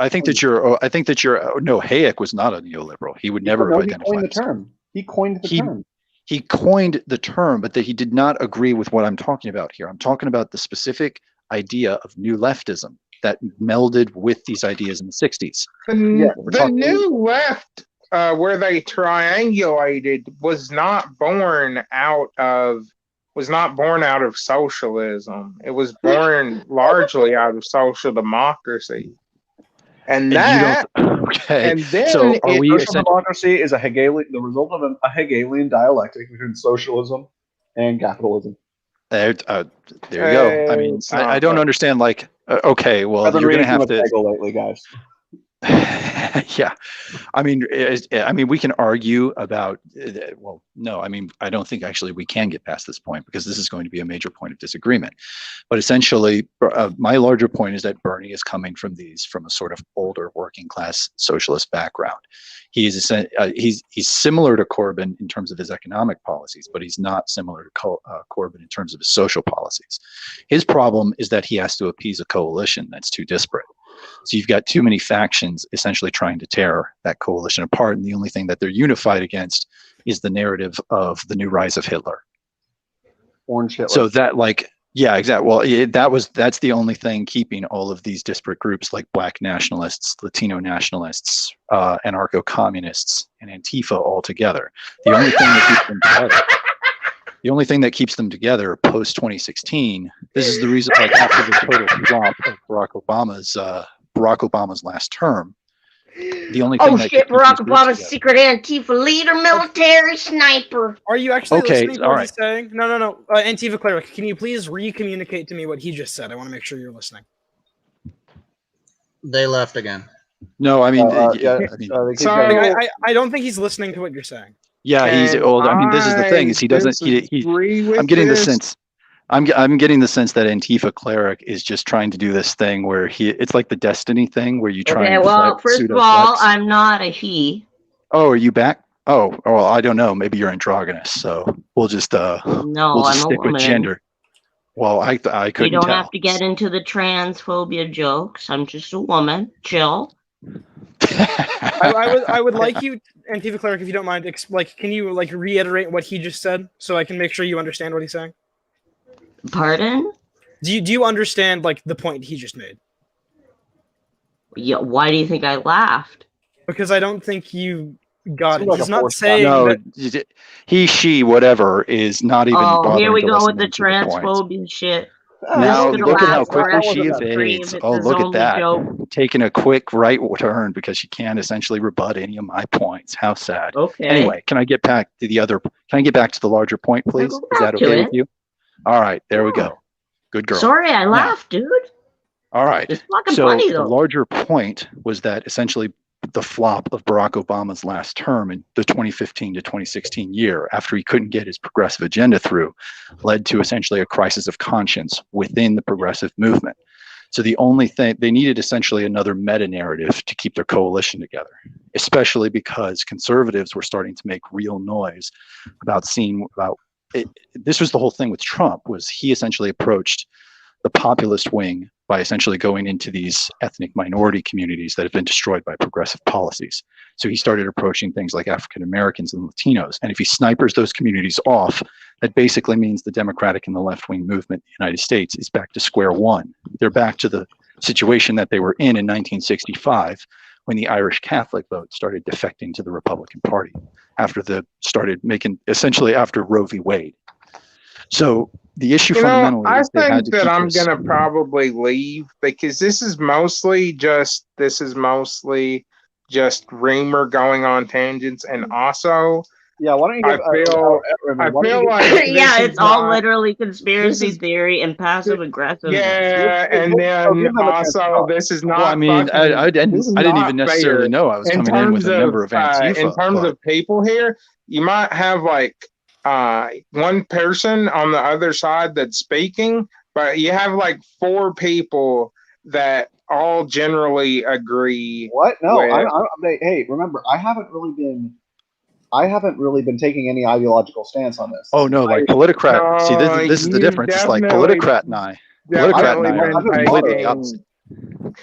and I are on completely the opposite perspectives on this. The difference is that I can have a conversation with Politicrat. I can't seem to have it with either of you two. It's interesting how that works, isn't it? Why? So I'm especially on abortion, you and I completely disagree. I'm an evictionist. You're both at a fundamental level. You're both right wing, and you have whether you have okay. I'm gonna help you out here. Politicrat is to the right of you. By allowing three. I'm definitely to your right wingers on this show, and only I'm not a right winger. Dude, I'm not a right winger. You know I'm not a right winger. Yeah, Politicrat is to the right of you, but he's not on my side of the aisle. You are libertarian, American libertarian, right? Who? Me? No, I mean I wouldn't even go. I'm I consider myself a national liberal, like a John Stuart Mill or a Thomas Hobbes or those guys. So, I mean, sort of like a social democrat, maybe, or John Stuart Mill was definitely not a social democrat. He was actually John Stuart Mill was kind of a liberal socialist. No. You see, socialists try to appropriate him all the time. because he was for worker co-ops, but he was for voluntarily worker co-ops voluntarily forming and competing with private businesses in a free market. That's what but that worker co-ops are by definition socialist. Okay, what are you defining as socialism? Is socialism any group that comes together for interests? I define socialism as when multiple people hold the same amount of when a business is not run top down by the capitalist class, by the people that hold the capital, but rather it is structured not vertically but horizontally. So you have ownership of that business by all or most of the people. Can I offer a definition to you? So do you believe that socialism is a political and economic theory of social organization which advocates that the means of production, distribution, and exchange should be owned or regulated by the community as a whole? I don't necessarily agree with that. No, I think it's worker ownership of the okay, so you're a communist. Well, that's you're not just a socialist. Definition of socialism. No, socialism goes further. The definition of communism goes further than socialism by then advocating for the dictatorship of proletariat. Okay, so my background is in political science and economics. I am going to define it right now. Socialism is the collective ownership of the means of production. Collective can mean many different things. Collective can mean public or government owned, which would be in the case of the Soviet Union. It could also mean workers, which would be like syndicalism or whatever, like proto-Marxism or even just like Marxism in general. That's what. Well, the thing is, Marx is even most Marxists today completely misinterpret Marx. Marx was never calling for a revolution. Marx just theorized. He said this is what is inevitably going to happen. He was wrong, but the thing is, Marx was not like some revolutionary rebel rouser. Like that's what people misinterpreted him as at the time. The thing is, it was Engels who was. But then we also need to remember that Engels was part of the bourgeois. He wanted to advance higher. He wanted to be part of the elite. And so he basically took Marx's ideas and propagated them. And because the thing is, there's always going to be an elite in society, no matter what. Democracy has an elite, where generally it is oftentimes democracy eventually becomes a pretense for the rule of money, and you could even argue that it was like that since the beginning. Communism is also this. Communism is basically capitalism for three people. Yeah, Hold on. I don't think that's necessarily fair characterization of communism, but no, okay, I'm being facetious. Well, so, let me. Can I put a question? Hang on. So then that would mean if it is collective ownership of the means of production, that would mean that co-ops indeed do fall under socialism. Yeah, I mean, right? if the entire society is run by co-ops, then yes, it is a socialist society. It wouldn't even have to be. But collective ownership can be a small scale thing, or it can be a large scale thing, right? I think I know where the hang up is. Then the company would be socialist. The company would then be socialist, but the society would not be socialist. Can I put a question? Can I put the question to LSB real quick? Okay, so if we're defining socialism, every society to some degree has some elements of socialism. And however, the beginning of civilization. Yes. Human social organizations are collective efforts. This is acknowledged by both the right and the left, no matter where you are, except for maybe the ANCAPs. Now, the question I would put to you, LSB, is: do you believe, from each according to his abilities, to each according to his help me out here, Politicrat. Each according to his abilities, to each according to his needs. Yeah. Do you believe that should be the modus operandi of? It depends on how you're. That's unfair. I mean, you can hold no. To LSB's credit, even if he did believe that, having that as a principle does not inherently make you a communist.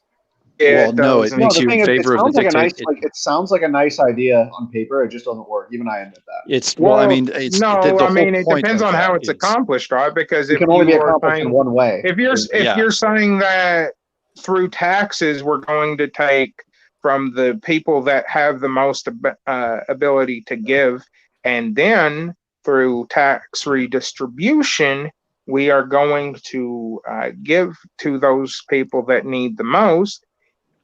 Yeah, that's not communism. And well, let me put another question to you. How do you determine the tax rate? How do I interpret tax rates? Well, no, how do you essentially how do you interpret the tax rate? How do you decide who gets taxed?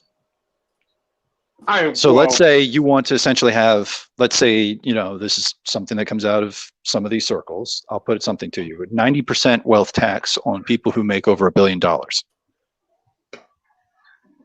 I mean, what does that sound? I mean, does that sound? That would probably be thumbs up or the thumbs down? Nominal, not the adjusted rate. All right. Now let me put another question to you. What do you do once you get capital flight? Can you repeat? What do you do once you get capital flight?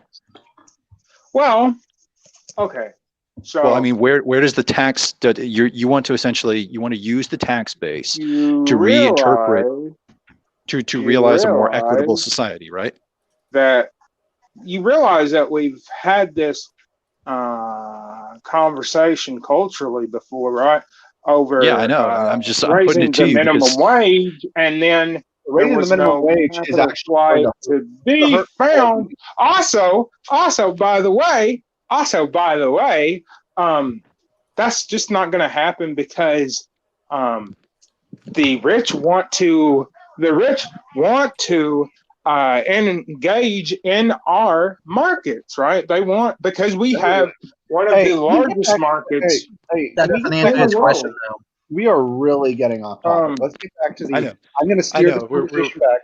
Both of you guys are trying to steer it to something. I mean, socialism. Yeah, I guess this ties into it. But, well, I mean, the larger point that we were arguing over, just to sort of tie this all back in real quick, what I was trying to nail down is what we're essentially talking about with regards to the riots, because I've got a member of Antifa in the chat, and I suspect I have a pretty hard. She's gone. Well, I can't see all of the names, and it's whatever, but. We have essentially a socialist in the chat who I'm guessing is pretty close to the progressive movement that I've met in person. And we had at least one member of Antifa in the chat who, as I'm guessing these are pretty hard left people. So I'm essentially asking them basic questions on what their economic policy is. Now, they've been calling me a fascist ever since I walked into the chat. Yeah, wouldn't it be I'd say you're closer to like a paleo libertarian than anything. Oh, no, I'll tell you straight up what I am. I'm a reactionary Republican nationalist, but I'm not a fascist. That's cringe.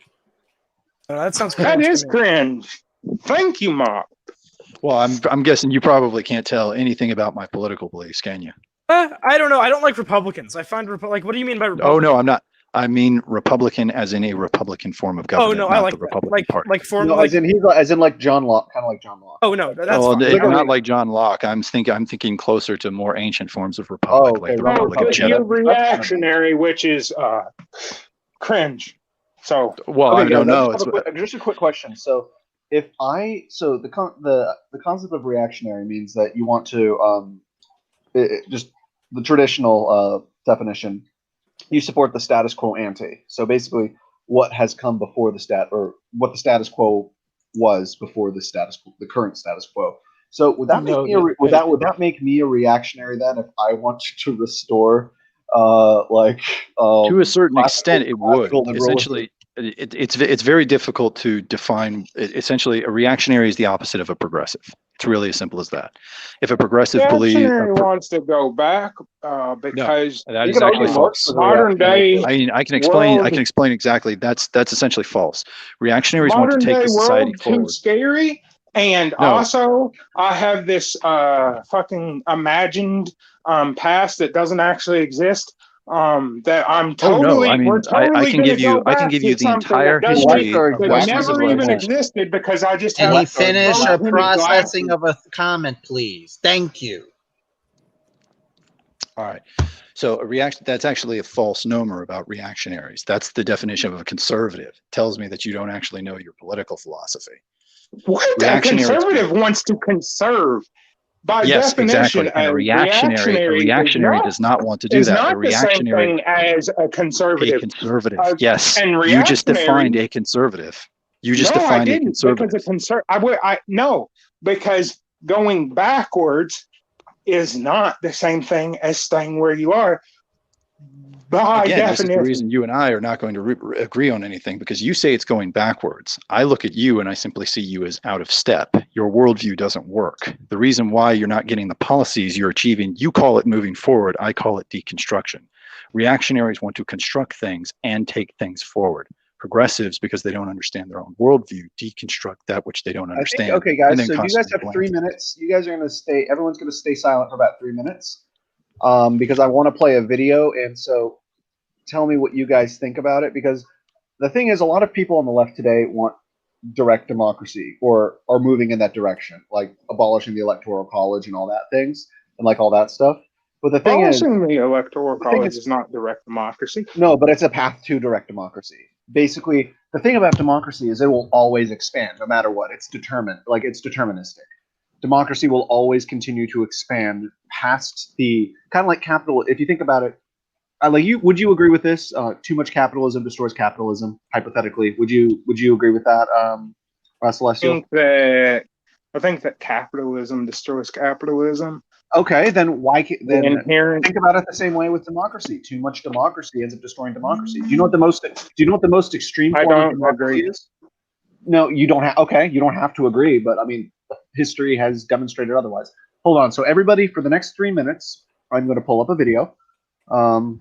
We are going to. I'm going to mute all of you guys, and this is. Well, hold on.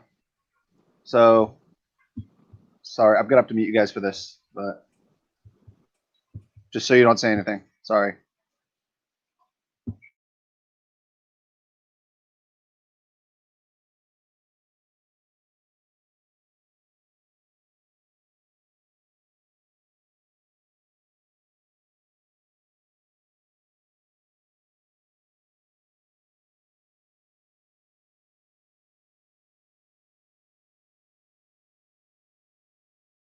Whoops, I completely muted myself. As I was saying, too much democracy ultimately ends up destroying democracy. The most extreme the most extreme extent of democracy is authoritarianism, and arguably one of the worst kinds of authoritarianism. It's kind of like what Aristotle talked about. With you always have like the pure form of government ultimately ends up corrupting itself into sort of the impure form of government. It's equivalent, because there's a duality there. There's like the good form and the bad form of the same phenomenon. And so right here, this video I'm going to play is going to shows what I know we're getting a little off topic here, but I think this is important to illustrate, especially because this is what a lot of people in, like for instance, Antifa are calling for, and it's kind of scary because it's basically them advocating for authoritarianism, albeit in a different way than like people like Tim Pool say. Like Tim Pool is like, oh yeah, no, these leftists, Antifa, they're authoritarians because they're coming out and doing these tactics. No, they're not authoritarians because of that. They're authoritarians because they claim to believe in direct democracy. Yeah, I mean, they act in authoritarian ways, like in terms of like going out and doing their Antifa stuff. So you don't think that, dude? Aren't you muted? Wait. Okay. Anyway, so sorry. This is giving a prelude to the video that I'm about to play. This is just to demonstrate to anybody in the audience who doesn't know the dangers of direct democracy, because history again has demonstrated this fact. But essentially, what happens with democracy is it will always continue to expand and expand and expand until you get a dictatorship of the voter. What happens is they will end up electing one single strongman, a single leader. Power will then eventually concentrate. And the legitimacy of this autocrat will not come from the divine right of kings. It will not come from God. It will not come from hereditary rule. It won't come from whatever the hell the ancient Egyptians, or it won't come from the mandate of heaven either. It won't come from any of those. the legitimacy of the democratic autocrat will be that he represents the extension of the people's will. And ultimately, this is what is starting to happen right now, and this is what absolutely frightens me. So I'm going to play this video.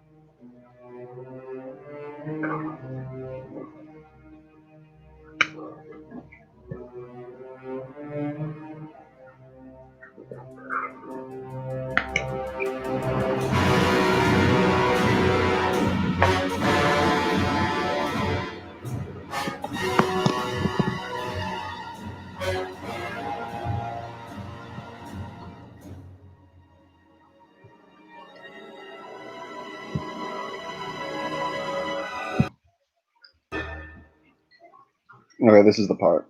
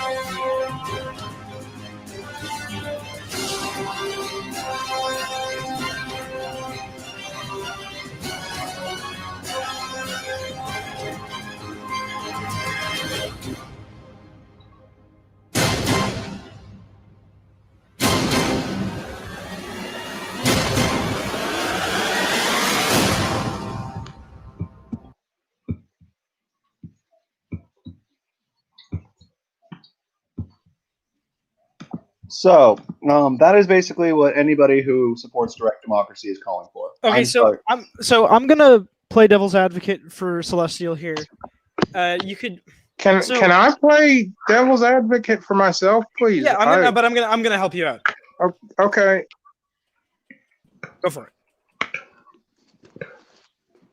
If you're what I would like, you could definitely say here is that these problems that you are bringing, that video brings up, even if they are legitimate, are more likely because of the collapse of the capitalist state and not an inherent problem of democracy.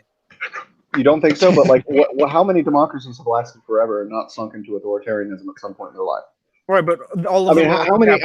Like government? The thing is, this isn't even just democracy. I'm not bashing democracy. I believe in democratic institutions as a means to keep the elite in check. But the thing is, I'm speaking as a realist here when I say that all ideal systems of government that are implemented only work for a certain amount of time. Yeah, until they become corrupted. And the thing is, with Caesarism, that is the corrupted form of democracy. That is democracy. No, it's not. It's the natural form of human existence. Hierarchies are inevitable. If you there's hierarchy in democracy though too. Yes, but yes, that is true. It's the difference into what you're essentially trying to get around is this idea that the hierarchy might be illegitimate. I'm not saying the hierarchy is illegitimate. I'm not saying it's legitimate or illegitimate. Please speak here because yeah, sure, go ahead. I was muted. So, first of all, are those things all inherent parts of direct democracy? Or are they things that have happened before? Because if they're only things that have happened before under direct democracy, then you cannot say that they are inherent parts of direct democracy. And maybe if circumstances are different, if, for example, we have something like the internet allowing for widespread information, if we have robust public schooling, or I know you don't want public schooling. What did I say? No, I said I was for school choice. I never said I was against public schools. If school choice isn't just vouchers. School choice is also letting them choose to send their children to public schools as well, or charter schools, or whatever. That's why you need to get rid of zoning. Let me put a question to LSB about let him finish first. Let him finish first. No, I'm done. I mean, I don't want to talk about schooling. That's a topic. If you have radically different circumstances, maybe you'll have radically different outcomes. Well, I mean, can I put a question to you, LSB? So your argument is that the technological outcomes, the complexity of the society have made it so that something like Caesarism can't happen in America, or it can't happen in the modern world. I wouldn't say that it can't happen. Okay, maybe it has a lesser. But you don't know that it is going to. You should read it. No, okay. The thing is, I think you subscribe too hard. Can I put a question to him? Well, can I put a question to him? I'm not saying you subscribe to. So I'm not even advocating direct democracy right now. No, I'm not saying I don't think it would work right now. On the far left, even moving in an incrementalist direction towards direct democracy. Like, the thing is, I believe that this is inevitable either way. So I'm not calling for it, but I'm also not saying calling against. I think we're fucked either way, and I think all countries eventually become fucked in the end. I think it's a natural lifespan. This is the thing. It's like Politicrat. If you understand that, then okay. It's simply game theory at that point. So I'm not even necessarily against the idea of the United States getting a Caesar figure. My opinion is we've already had three. If anything, it should be libertarian Caesarism. Well, I mean, that's the big question. Do you end up with a Bonaparte, or do you end up with Stalin? Do you end up with a guy who doesn't have the IQ or the ability to actually run the country, and he just shoots half the people and enslaves the other half? Or do you actually have someone who's politically capable? It's like what Heraclitus said. He talked about life isn't, and so this just goes to show how pessimistic the Greco-Romans were. But so Heraclitus was kind of like a utilitarian, but in an inverted way. He believed that life was about alleviating as much pain as possible. Nothing is ever going to be ideal, but it's your job to make everything utilitarian. That's just Heraclitus was just answering the recognition of what it was for the Greeks. Yeah, no. But because the Greek city-states would always that's where the word tyrant comes from. It doesn't have the same connotations. No, exactly. No, but I'm saying so if we're gonna have a Caesar, I mean, if we're going to, I think it should be up to. This is the thing we can change. So I mean, history itself is rather deterministic, but the thing is, this is the one thing we can change. Like, Caesarism is inevitable, but what we can all do, we can work together to make sure that if we do have a Caesar eventually, we make it the person who is. Oh, look at you all being ideal and stuff. You honestly think somebody like me could work alongside somebody like LSB and somebody like whoever the other. Whatever. No, I'm just speaking hypothetically. I'm just saying that. I just say we in general, just as a society. Oh, okay. Work to make sure. I mean, this is the thing. I don't particularly want to make sure. just work to make sure that it's actually somebody who. But you're missing cares about the liberty. larger point. Now you're missing the larger point that I was making. The society doesn't exist anymore. Why is history deterministic? I never said it was. I said parts of it are deterministic. The thing is, okay, it's deterministic that you will grow old and die, but it's not deterministic what exactly you will do between when you are born and when you will die. That's what you choose. It is in many ways. I'll go a step further. Your hair is eventually going to start to fall out. Your bones are going to start to get weaker. You're going to eventually walk on a walker or whatever. You're going to have like. I'll go one step further. I think it is deterministic. It's not determined. It can't be quantified. But you have a very Americanized perspective. You mean I have a very German perspective. No, you have a very Americanized perspective because you only are looking at things through the lens of somebody that's from a country that's only like 400 years old. Dude, what are you talking about? No, not at fucking all. I'm not looking at America. I am looking at the Han Empire. I'm looking at Rome. I'm looking at ancient Athens. I'm looking at the New Kingdom of. How long has Britain existed? What you mean as a political concept since the time of Alfred the Great in the 8th century? Well, it depends on if you're talking about history or the meta narrative. Because if you're talking about the meta narrative of Britain, the actual the lingua franca of Britannia has existed since Alfred the Great created the concept or formalized the concept during the age of Charlemagne. If you're talking about Britain as an actual political entity, right? Why don't you let the Mop and Michael give their? We haven't heard them. What were your thoughts on the video and the ideas? I don't know, man. I've just been listening. I don't. Did you watch it?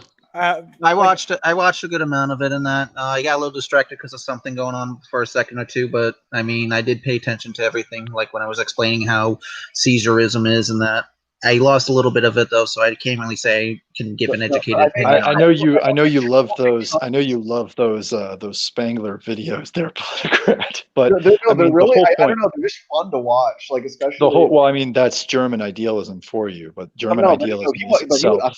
He was against German. I thought he was not a German idealist. No, he came out of the tradition of German idealism, but later in his life he became increasingly cynical, particularly as he interacted with the Italian reactionaries. So the reactionaries ran parallel. He did not like Evola, even though Evola loved him. He didn't like anybody though. He didn't like anybody.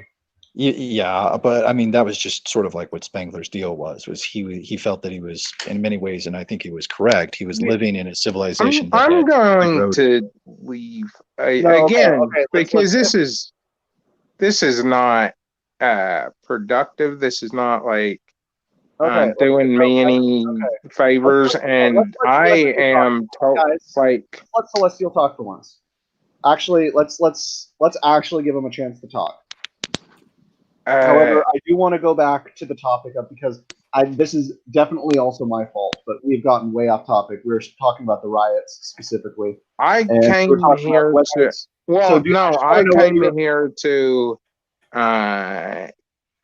here to like have a conversation with Michael and Mop and maybe you and that other guy, Antifa cleric, who isn't even here anymore. I don't know what happened. But this is kind of ridiculous when Outremer is being allowed to go on these rants, being allowed to please speak. I've literally muted myself and given you 4 or 5 minutes to talk. The fact that you can't string together sentences isn't my fault. Both of you guys. I don't want any arguing on here. We need to stay consistent. We need to stick to the topic. I have not done a very good job this stream trying to reel you guys in. I've tried to have everyone regulate themselves, but I guess that is not the natural order of man. So I'm gonna be Caesar here, and I'm going to declare that we start talking about riots again. Now, what is everybody's opinion on the concept that, or the idea, like, you see people even... Can I at least bring in somebody I thought I muted you. Can I at least bring in somebody else along bring with somebody me? else in. Antifa cleric left anyway, so it's fine. And also, I also think we should give the Moth and Michael more chance to talk because you guys have really been dominating the conversation. I mean, it's been an interesting. I'm fine with talking either or. The only reason why I've been quiet is, like I said, I'm sitting there providing examples and proof while they're changing the topics and trying to hope to God that their points stand when it's completely way out of left field what they're bringing up. But I'm fine with totally participating. I just don't care at this point. Okay, so if we're gonna have Mop and Michael, I feel like it would be fair for me to have two people. Bring someone in. I'm fine with that. I mean, fundamentally, I don't know. I don't disagree with LSP on a lot. I mean, yeah, neither do I even. Like, if we were both like libertarians, you just think that like maximal freedom is going to be achieved through, I think socialism. That's fine. I mean, I don't. The thing is with you, LSP, you and I both essentially, like, just in an abstract perspective, you and I want the same ends. We just believe that those ends can be reached through different means. I mean, you and I both know that. Like, I mean, you and I, we've talked quite a bit. I've known you for what, about a year and a half now. I mean, we just the only things we disagree on are economics.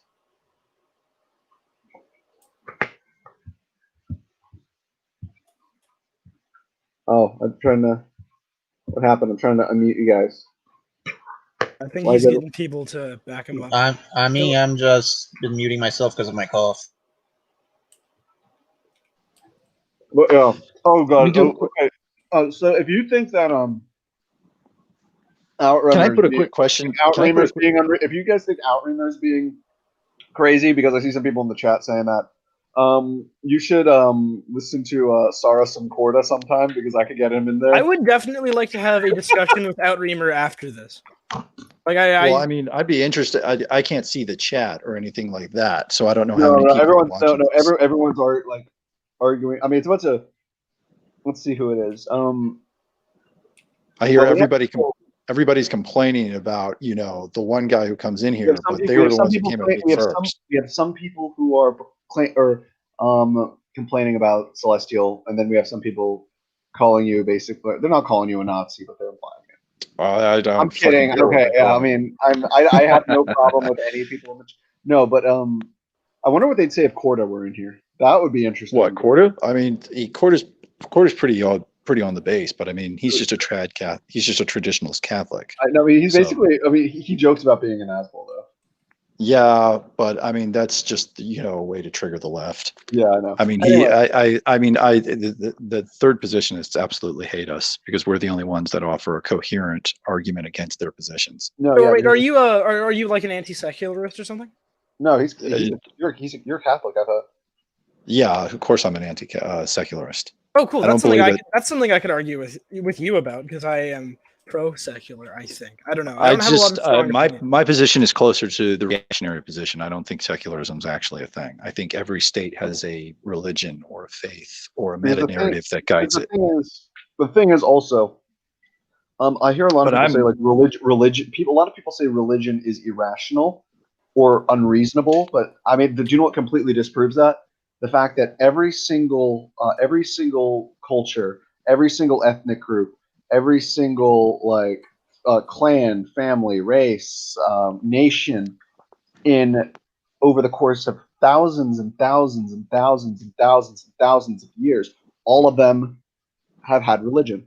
That doesn't make it. But no. But there's the thing, that doesn't make it rational. But let's not get off on the whole let's not get off on the whole secularism argument. Not to interrupt, but Politocrat might. I have to go now, like I told you before. I might have. So you can probably 2-on-2 or 1-on-1 with Mop, Outremer, and LSB. But I have to go sort out something. So I'll catch you guys later. Okay. I just want to talk about the Riot. Okay, I will gladly bring in the others. Duo with Mop. If no, LSB, bring in the others. Well, let me put the question to the chat real quick. I hear all this talk about fairness and this is unfair, even though they were bragging earlier about how they bullied the other guy. So, I mean, I'll just put the question to the chat. If I had to do a straw man of this poll, I would have said that Michael's a liberal, Mop's a liberal, you're a liberal, and LSB and Auntie, whatever her name was, are both socialists or progressives.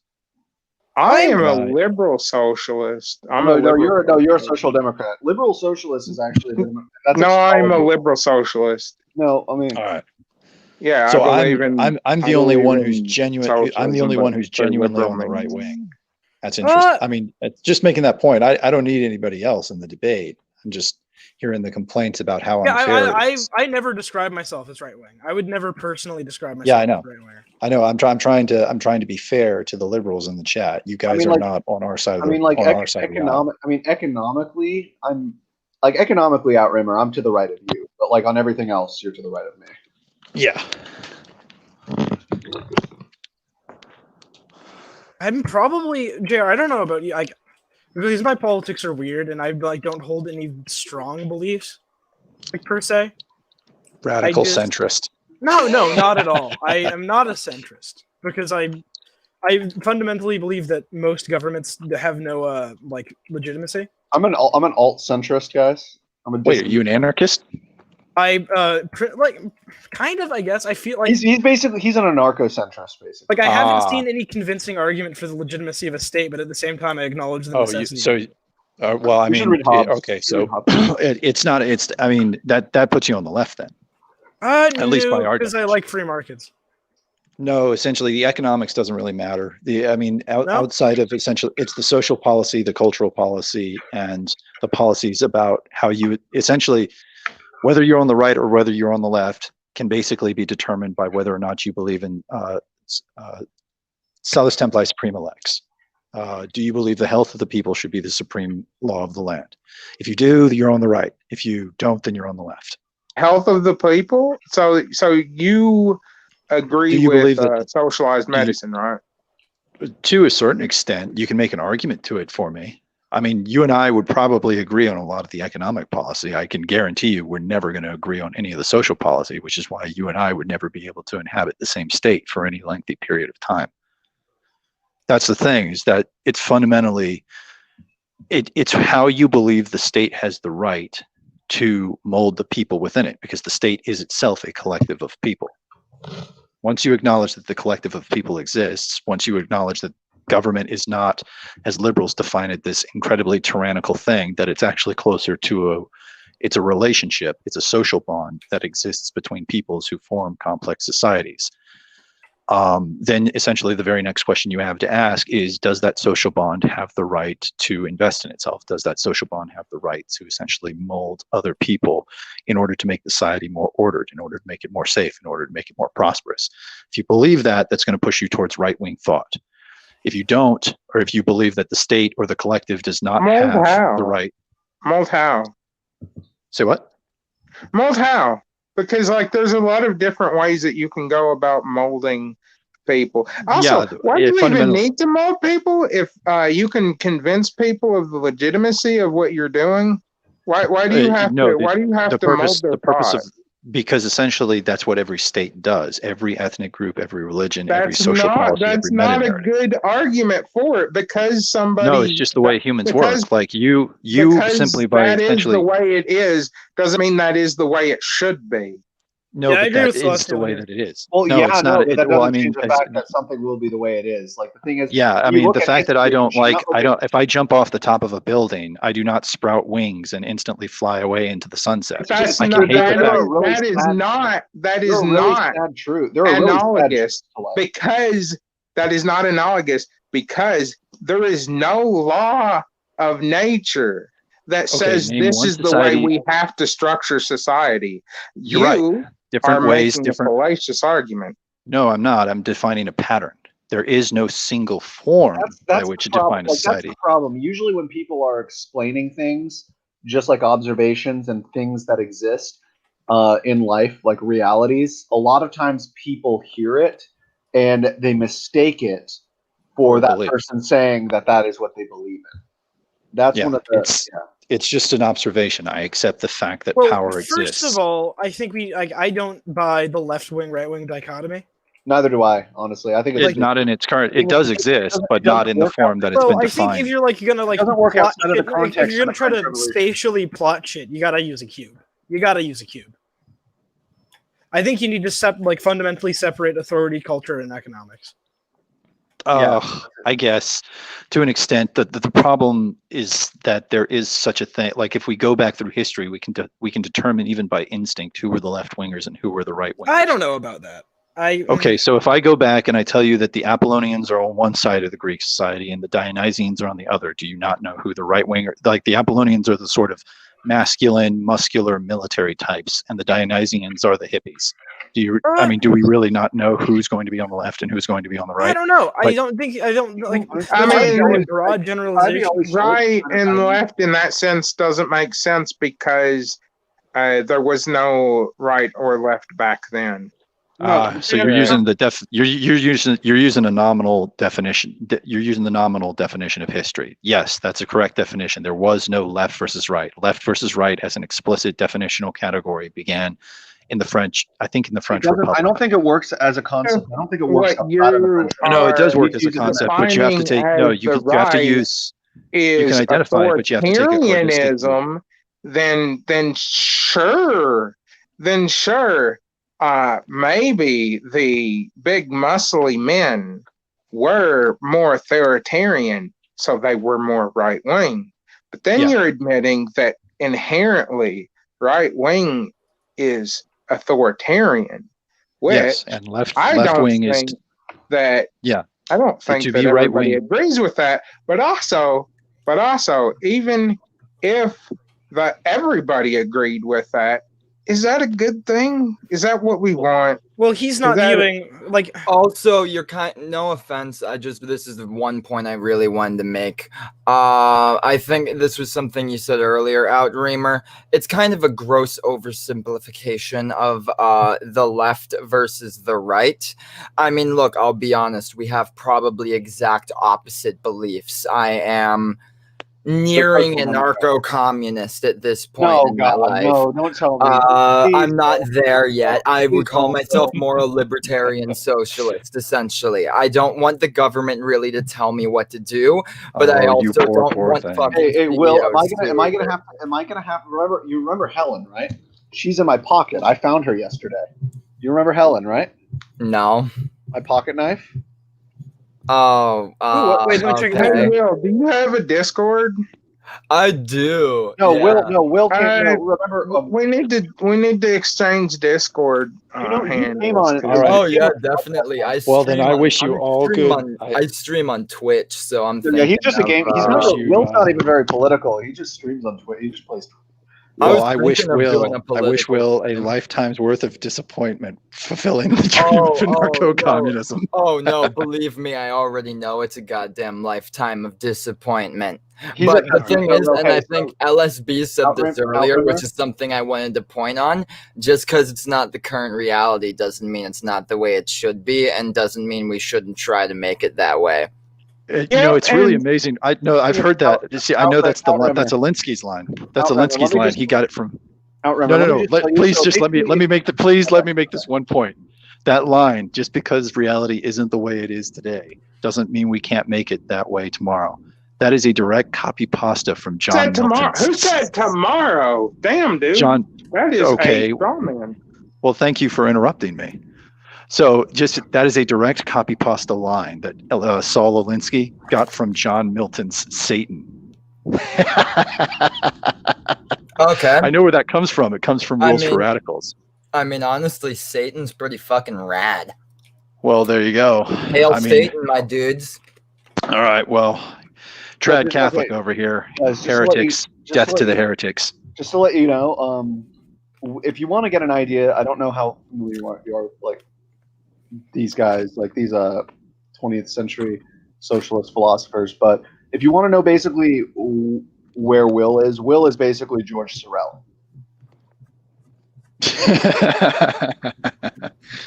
Fair enough. He's more pessimistic than I am. Well, I think the world's a fucking shitty, horrible place, and Trump's probably gonna fucking win again. But I'll be angry about it. I also acknowledge how fucking powerless I am. So, like, it's not like I can actually do anything about it. And JR, can you send me Antifa lyrics if he has a like Discord handle or something? Can you send me that too? Because he seemed like an all right dude too. I assume you're using dude in the non-gendered way. Yes. Oh, very much so. I am holy dude. Of course, I'm a dudist priest. I can technically marry people in states where they allow that. That is true. I think I might be too. I forgot if I did the qualification training. I did. Yeah. All right. Go to I posted Antifa clerics thing in chat. But yeah, did you guys see the graphic? Keep your government hands out of my Medicare. Okay, let me put the question to strange seconds. Let me put the question to strange seconds. So you're saying that you're preparing yourself for this lifetime of disappointment. You're totally black-pilled like George Sorrell. Have you ever considered that it might be because your worldview is slightly off? Here's the thing. I have enough exposure to a lot of this stuff on top. You know, the thing is this is the irony. Will is a socialist, but his dad is a part of the capitalist elite. Yeah, there it is. Will is like, okay, so Strange Seconds. I've known this motherfucker for like 10 years. Like we go way. I can. The angrier I am about the state of the world, the better I am financially. It's kind of a paradox. But is that because of your own ingenuity, or is that because of your parents' wealth? I'm not like trying to throw shade. I'm just asking a genuine question. Oh hell yeah, no, it's because of my parents' wealth. I'll be fucking honest. I mean, to be fair, part of it, my father does work in renewable energy. My parents have always been left-leaning. They believe they should pay more. The truth is I've come from a background where I probably, as you said, with economics, we would probably agree more in certain areas. My thing is I've just seen the fucking shitty excuses. Believe me, I'm not a fan of Democrats either, because they preach with one hand and accept payouts with the other. They're not, in a way, at least fucking Republicans are semi-honest about it. It's one of the reasons I prefer them. Can I say something? Yeah, go ahead. No, I wasn't using the right pronoun there, and that was my bad. That was a mistake. I shouldn't have done that.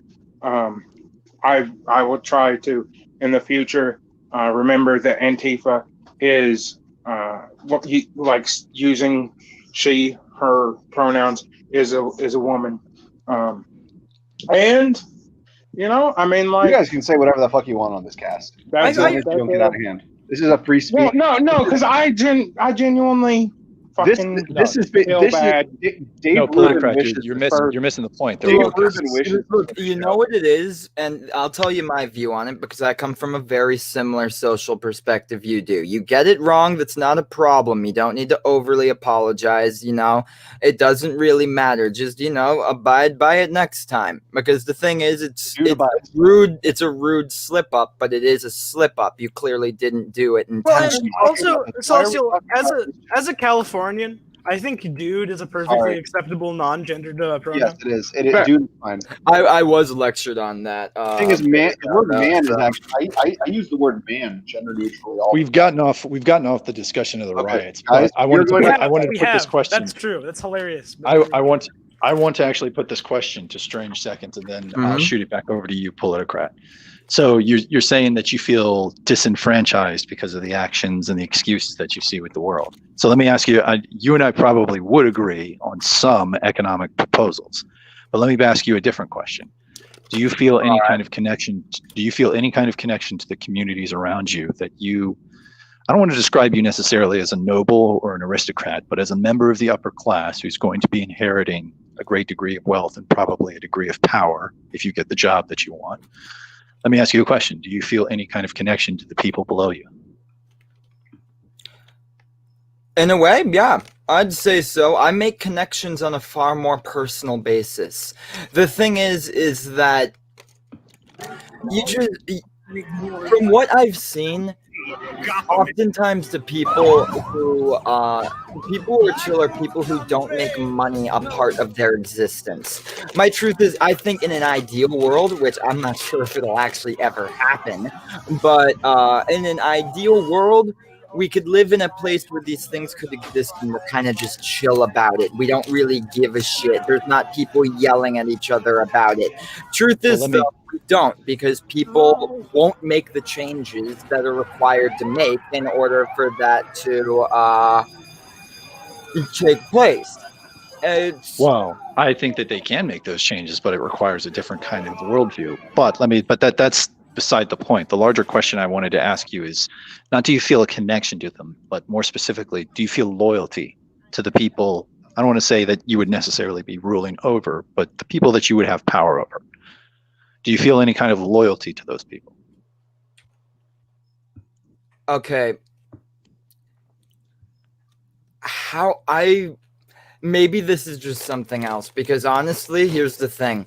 My family has always been fairly independent in a lot of ways. We don't hire cleaners or a bunch of stuff. A lot of the businesses my dad is in are like co-ops with other business people and they all know what they're getting into, and they're very small companies. I don't really have people under me. But you would have recognized that you're a member of the bourgeoisie. You're a member of the affluent class. You're part of the intellectual culture. You're part of. Outremer definitely knows that I am. Knows that I am. He's seen my neighborhood. I am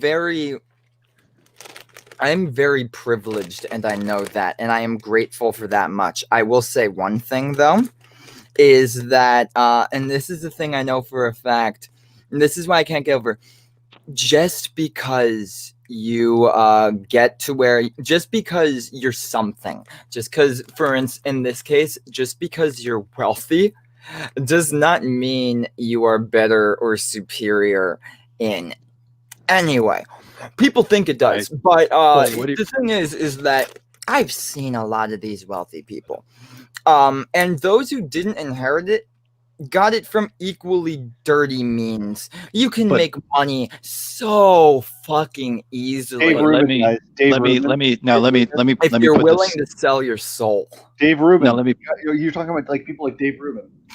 Let me put the question to you. Once you recognize that in many ways is how power works, how does that make you feel about the people who get screwed over?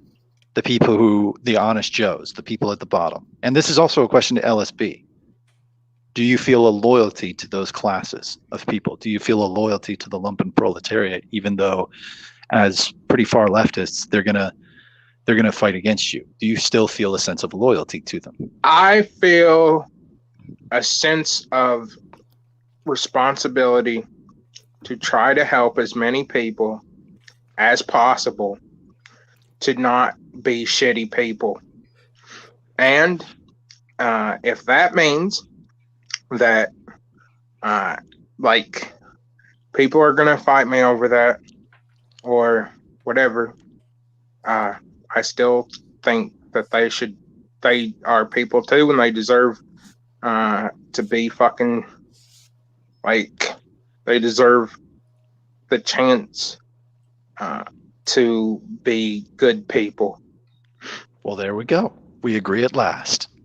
They do, but they I knew we could do it. Because the truth is, and this is something I know, and this is something I think that like a lot of people on the right is something that can be a misconception. I'm not sure if it's one you hold. It is one that I feel is common, and you know what? It's also pretty common in the more centrist liberal area as well. It's the one that just because you say that you're something does not mean that you are. Just because you say, oh, I'm not racist, doesn't mean you are. You need to prove it through action. And the truth is we never finished the actions that we needed to take. You can go back to speeches by Martin Luther King, where he talks about, well, this part, the desegregation part, was the easy part. Now comes the hard part, because now is the part where we actually need to grant more opportunities to people who were underprivileged for a while. We need to break that economic barrier, essentially. The second that started costing money, nobody wanted to do it, because the truth is that a lot of the people who end up rich, it's not because they're better, it's because they're fucking selfish. Oh, I mean, yes, I disagree with some of the stuff in there, but I want to shoot it back over to Politicrat, because I know this is his stream and we're already 2.5 hours into it. Hijacking the stream, everyone. Hello, this is Lapis. Oh. Hello, everybody. So, are you another lefty? I mean, I've been declared a leftist, even though I don't think I am. But you know. I'm definitely a leftist. Basically, and not only am I a leftist, I am a far leftist. Yes. Hey, another one. Nice. Hey. This is a basically think of Antifa cleric from earlier who left the stream, but a lot more like calm, I guess. And this is nothing against Antifa cleric, but I just it means in terms of demeanor. Oh, well, that works. So I can actually have a conversation with this person. Excellent. Oh, well. Anyway. I guess I'm flattered. Anyway, so we have a. I aim to please. Why do I have no idea why I put Dave Rubin's face on here. Because you were talking about how. It's certainly not a very pretty picture. No, it's not. You're talking about how. Honestly, okay, so we can have an entire. I feel like a good idea for another episode would be just talking about grifters in the media. I think that would be a great topic. Yeah, I had this conversation with some of the guys in the IDW that the reason why all of these movements failed was because they were fundamentally. But nobody even likes Dave Rubin anymore. I've noticed. Like, I think. Well, his problem is that he essentially came in as this, free speech warrior. I mean, I met the guy at a Students for Liberty conference about 2 years back. The guy essentially billed himself as this edgy new. We're gonna. What's that series where they bring on 6 people from different sides of an issue and have them debate and like put them all over the map and stuff on YouTube? Oh, that one. Oh God, I know what you're talking about. Yeah, exactly. Is it modern day debates or? It's like a TV show, but they take people from different sides of an aisle and like line them up. Yeah, that. I'm almost. Oh gosh, I know what it is. You know exactly. You guys know the one I'm talking about. I've seen them because they were also the ones who made some really stupid videos, like find the secret Republican, which was a black woman, which of course none of the liberals. Yeah, they did the whole thing, find the secret gay, and it was like the Muslim. It's like whoa. No, it's a bunch of stuff to be shocking to a bunch of liberals my parents' age. Every time they bring on, it's obviously geared towards a general audience, but I think that the idea of the show is not bad. Oh, it's not bad. But that was originally part of the point of this live stream I started. I basically wanted to make what Dave Rubin's say something about that show. Can I go ahead a little bit? Dave Celestial. Every time they bring on right wingers versus left wingers, they have a trend of bringing on people that are media trained, people that are good in front of the camera, and then they bring on complete randos who are left wing. So that's not good. That's not good. Can we all agree though that Rachel Maddow is trash? Do you know how few media-trained leftists there are? There's not a ton of media-trained major far-right figures either, but properly media-trained. But the process of going through media training gets you so corporatized that either you don't hold those beliefs anymore or you do and you just keep them private, because if you don't, you'll lose all of your everything you need for a living. But you know, I apparently mean, tax being cuts are far racist, left or guys. far right kind of defeats the purpose of being media trained. It is showing your power level. Has anybody ever read In and of itself, admitting to holding those beliefs immediately makes you less credible to people, to the general audience. That is very true. I agree with that, but also like they bring on what I'm talking about is they bring on like people that are YouTubers like Sydney Watson to represent I don't even know who that the is. right wing side of issues, and then they will have complete like nobodies for the website that don't even have YouTube channels or don't have any experience under the camera eye. Well, the people they call to be fair to right-wing YouTubers, I don't feel that a lot of them have a lot of experience in public communication if Sargon's disastrous career as a politician is anything to judge by. I agree. Liberalists. We are liberalists. We're not socialists. Well, that's my bad Sargon impression. But like, if you look at, could we have ever imagined? If you view neoliberal society, if you view neoliberal I'd love society, to have Sargon on here. That would be a hoot. I mean, yeah, to be fair, but I mean, he's mostly. I don't even know. What he's doing let Mop these days. speak. So No, he goes on. He's actually apparently pretty good about going on smaller live streams if you plan it like in advance. Like he was on with Settler the other day. But he's talking to Settler because I chewed him out in a super chat about 2 months back when the riots started, and basically told him to go read, and basically gave him a reading list that he needed to go touch up. Did he give him Spangler? I told him he needed to go read "You Are." I know that he didn't get along or he couldn't penetrate German idealism. So I'm like, okay, I'm going to give an Italian to you so you can go read the Italians because they write. Okay, that's the thing. He should when you start with tell people Toynbee. to read the Italians, it's basically Toynbee like telling them to read the Cliff Toynbee Notes. was the British Spangler. No, it's the difference. No, see, that's the difference, Lapis. I'm not telling them to go read the Cliff Notes. I'm telling them that they need to go read the Italians because every time that was the joke. I'm saying telling people to read the Italian is basically like telling them to read the Cliff Notes. Oh, I see. Yeah. It was very clear to me from my interactions with Sargon that Sargon needed somebody who something that was a little bit more technical and could actually take it apart like a machine. If you're trying to read Continental, do you think Sargon seems like the type of guy who would read like Spengler and?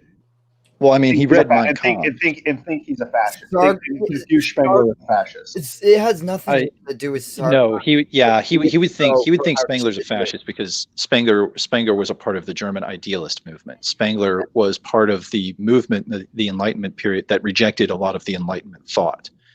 But I mean, by that logic, he was a Nietzsche. Oh no, not our precious Enlightenment thought. Lapis, you would not. Your beliefs would not exist if it weren't for the Enlightenment. So. Oh, true. Like, don't get me wrong. I don't hate liberalism. I think of it as a launching pad. I'm not scornful of the older tradition. Let's save this for for episode 2.5 tomorrow. That conversation. All right. Yeah. Well, I may be quite busy tomorrow because it's my first day of school, and I have two classes, and then I have probably a lot of schoolwork. So what's that meme from that Quentin Tarantino movie? Gentlemen, you had my curiosity, but now you have my attention. I'm actually interested in hearing what your sort of launching pad would be, Lapis. My launching pad? Your idea of what an ideal society would be if you were to design one. My idea of an ideal society. I guess. I assume that's what you were talking about. Oh yeah, like I suppose I could go on in detail about it. No. Let's say that for not right now. Just at a later date. I really want to get back. Oh, I see. Yeah, and I mean, honestly, I think I could probably articulate my ideal society better than 2 a.m. in the morning. Yeah. Okay. So anyway, guys. So Lapis, what are your take on the protests and the riots and everything going on right now? On what? The protests and the riots right now. So we were having a debate with the protests. Yeah. I'd say that by and large, the escalation is due to a lack of reform. It is due to authority digging its heels in and not allowing itself to construct a system which doesn't, shoot unarmed Black people, or even that a law system, it's not creating a law enforcement system that treats people with racial equity. It's still based on a law enforcement system that is still much tied to a rather old-fashioned idea of property and regressive racial values. Our police force was based on slave catchers. Do you know what we should do? That's what I meant about a rather regressive view. That's why I think we should make police essentially employees of the community, as opposed to an extension of the government. Basically, like, you know what they do with garbage men or construction workers. The township doesn't. They're not a part of the township. They are not directly built by the town. Instead, they end up hiring a firm that comes and does it for them. People who are experts. They vet the people who end up joining them to make sure that they're good at what they do and that they're ethical and all that. And then the thing is, then if that company fucks up, they lose the contract, and that will put a stain on their business's record.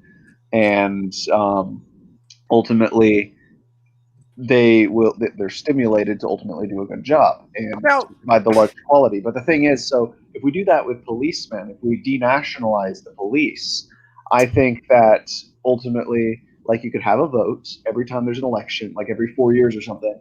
You can have people vote between a certain number of let's call them law enforcement. Let's call them law enforcement guild. No, not syndicate. No, that's a bad word. I'm trying to think of a word, but let's call them syndicate. Sounds so sinister. It's like a protection racket. No, okay, let's call them the syndicate. No, let's call them the. Let's call them consortiums, law consortiums. I will say this much, Jake. No. We tried making it so that no, we didn't. No, you have no idea what I'm talking about. Communities could try and figure out the right way to solve issues involving minorities and it kind of has in the past led to civil war and Jim Crow. No, that's not what that. I'm not even talking about that. I'm talking about the police. They should not be extensions of the government. They should be employees of the municipality, so that if they fuck up, they'll be incentivized to be good cops, or else they're going to get number one. Well, there's not going to be any. I think there should also be a legal requirement for the police to protect and serve, because that wasn't upheld at the Supreme Court. They decided no, the police do not have a legal requirement to protect and serve. And I think that's a very bad precedent. And the thing is, no, because the thing is, and then police unions, which are like the good old boys, and I know this is probably going to trigger Outremer here, but they're a lot like the Catholic Church, in that whenever one of them, you have a bad cop or something, they fuck up. The thing is, they don't lose their job or anything; they just get shuffled around to another police precinct, just like you have a priest who diddles a little boy, diddles the altar boy.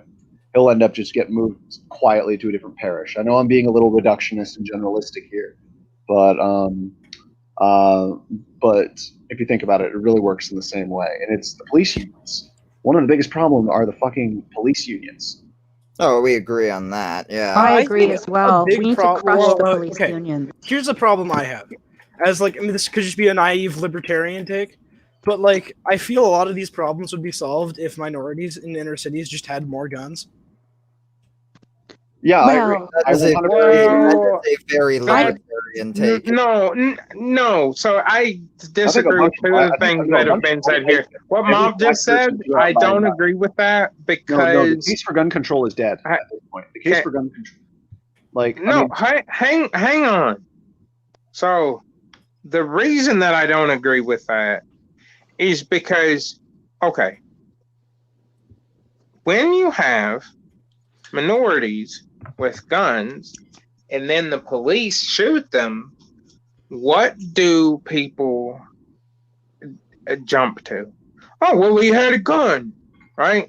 Oh, he had a gun. He was responsible. She was responsible for their own death. That's That's the standard go-to. Plus, also, when you have these protests and they sometimes become violent, well, I mean, isn't that what we're here to discuss? How evil and wrong it is that the protests have become violent? Well, then you cannot then argue that black people should just have guns. No, I think everybody. Here's my opinion. Guys, the mop, to put it short, essentially, are you saying that the solution to police brutality is pulling a gun on a cop? No, not at all. Not at all. Not at all. Not at all. What I'm saying is that if those communities... I thought he was saying that we should replace the police with armed minority communities. I'm also not saying that. I was saying denationalize the police. What I'm saying... I don't like the word privatize because that gives a bad connotation. But the thing is, I've actually had conversations with a lot of leftists over the past 3 months, and I managed to convince them that the lesser of two evil, basically private police are comparatively better than whatever the fuck it is. They would be because it depends on how you implement it. I mean, employees of a municipality, then I agree that private police are better. If it's like the ANCAP-esque, we should just have we should have the rich people hire police. That's how we should do it. That's awful. That is way worse than what is happening now. Like how we do contract, kind of like government contract. Can I back up my point here?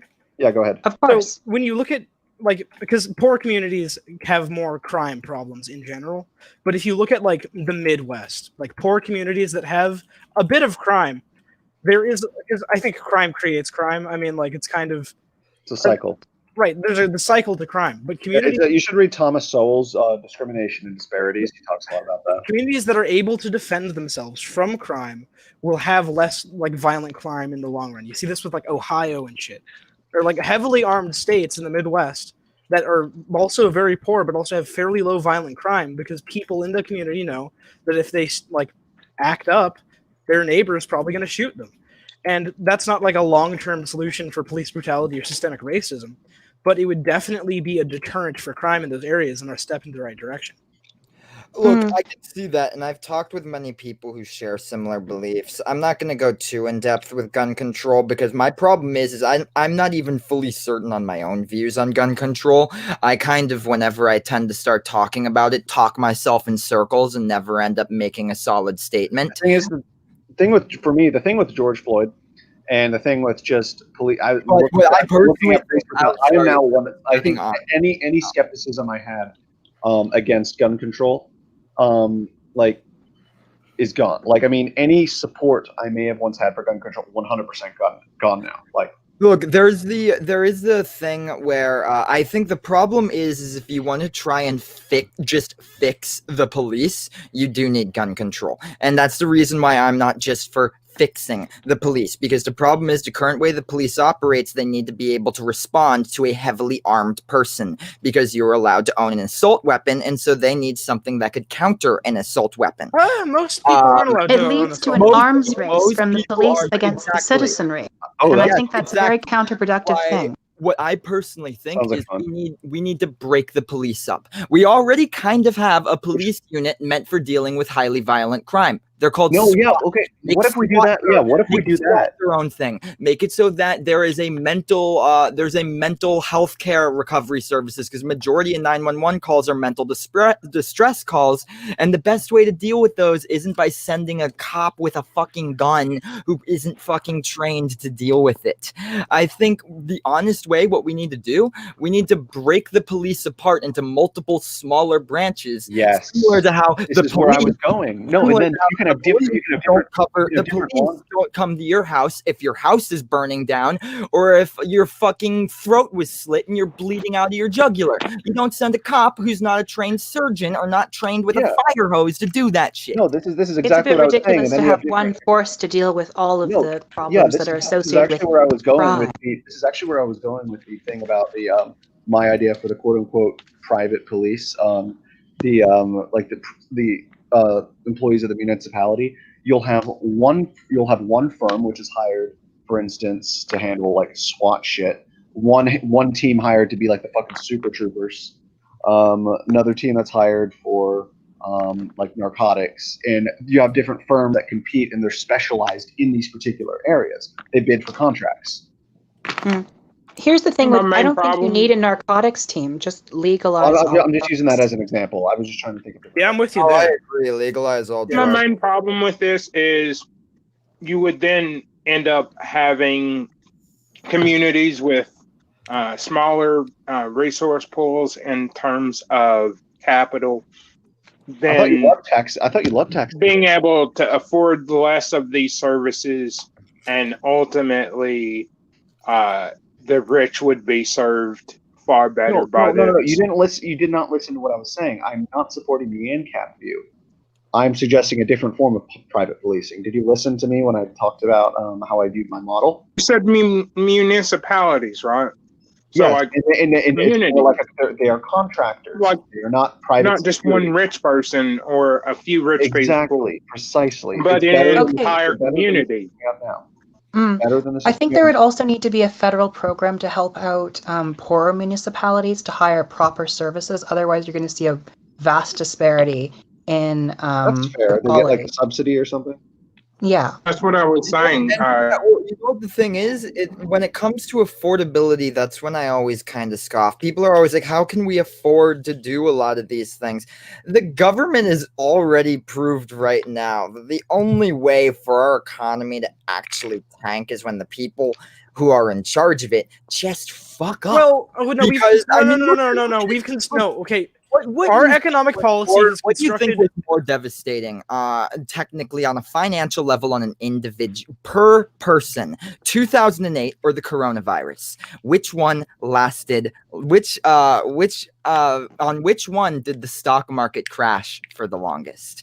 2008. That's because that was the economists who fucked. No, it was the world fucked up. We can kind of I'd have to say that we can't really know that because and the 2008 crashed the economy into 2011. And 2020 is still happening. The government's like, oh, we can't afford things, and then they're like, oh, but we also have $3 trillion for coronavirus, so we can just pull that money out of our ass. But we can't pull the money out of our ass for the other things that people want. That's because we shouldn't be spending any of it. No, we shouldn't be spending any of the money because we're setting ourselves up. Like, we shouldn't be spending more money than we're taking in. We have set ourselves up for economic collapse in the near future. That's the thing. We've already passed the threshold where we should have had economic collapse at this point. You want to know why we haven't? Not there yet. There's a big thing. Here's one of the big reasons. Yeah, our military. And it's not just our military. It has nothing to do with that. It has to do with the economic power of the American dollar and the fact that basically every country in the world has huge amounts of money in the U.S. dollar. And so the strength of the dollar is fundamentally backed by the U.S. military. But the thing is, the entire we have an oil military though. You'll have to watch out when people start replacing the dollar with the yuan as the word. Exactly, that's what I'm saying. The thing, though, the entire world, at least for now, and for a good long while until that investment is made fully useless through inflation, which will take a good long while. A lot of countries have large holdings of U.S. dollars, which means, according to their economic interests, it is best in mind for us to stay afloat. The reason China hasn't just sunk our fucking economy, which they could at literally any second we can do the same with them. Well, that's the thing with a global interconnected economy. It is disadvantageous for each country to destroy its opponent completely.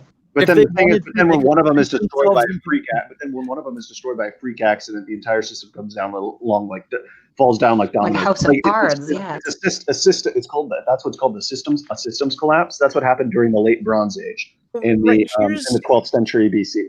Here's my worry. That was around the time of the Trojan War. So here's my worry here is because China is economically, they're going to have a shit ton of leverage over us. And, they already do. Well, right, but they are not currently the world hegemon. They don't currently have as much power on the global stage as America does. But although that is rapidly shifting. Yes, depends where you're talking. I'm aware that we don't have as much power. I'm aware. No, let me finish. Let me finish. I'm aware that they have more power in Africa and Australia than we do.